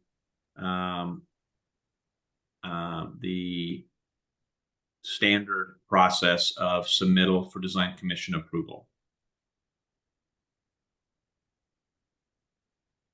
I feel like there is. I feel like our collective discussion seemed to focus on a lot of similar issues, public space, entry, materiality. So I feel like that was fairly clear, and that the next logical step would be for the applicant to take our input and move forward into an actual application. Thank you. I agree. I agree with that statement. I'm ready to move forward.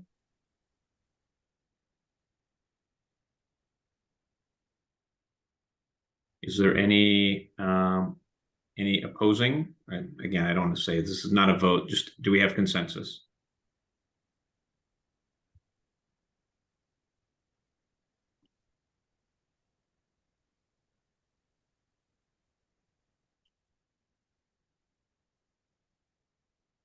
If I'm not hearing anything, then I think I'm not sure if I can state that we have consensus. Are we consenting to the provision of the summary of suggestions, or that as well as suggesting we move forward formally? What we're trying to determine is, do we have consensus for the applicant to move into the standard process, or would we prefer to discuss another option? Gotcha. I think we can move forward into the standard process.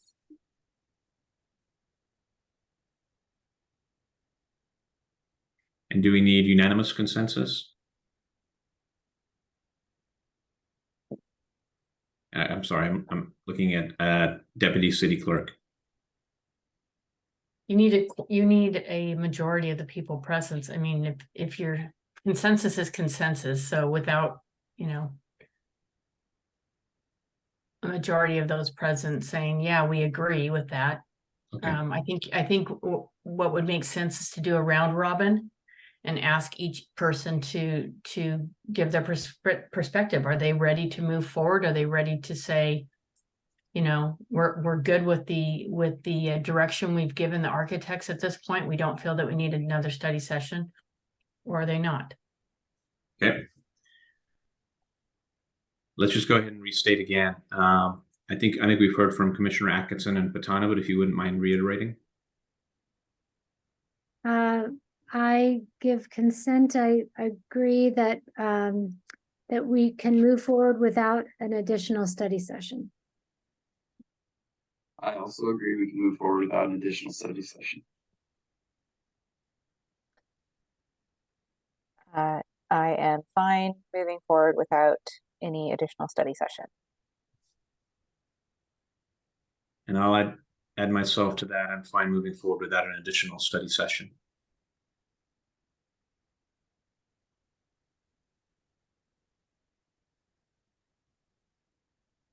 Commissioner Grambois?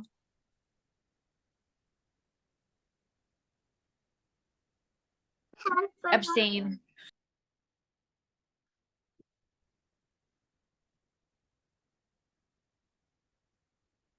So I think we have a consensus to move forward without an additional study session.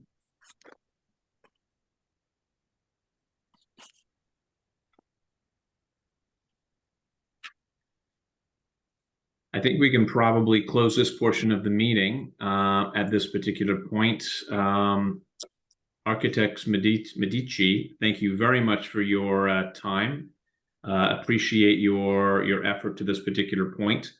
Excited to see the project move forward, and we'll invite you to consider the commentary coming back from the commission. We are eager to answer. Actually, I mean, before I say that, I'm looking forward to having the project move forward, and we look forward to seeing the next iteration of this in consideration to the commentary.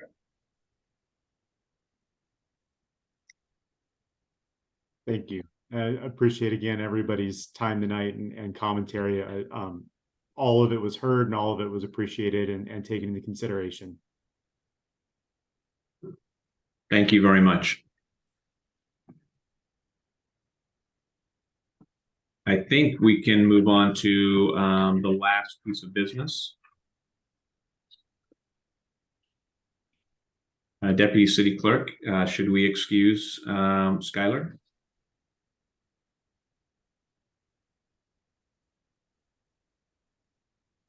I can't hear you. My apologies. I said, I think that's totally appropriate if we're moving on to other business. Thank you.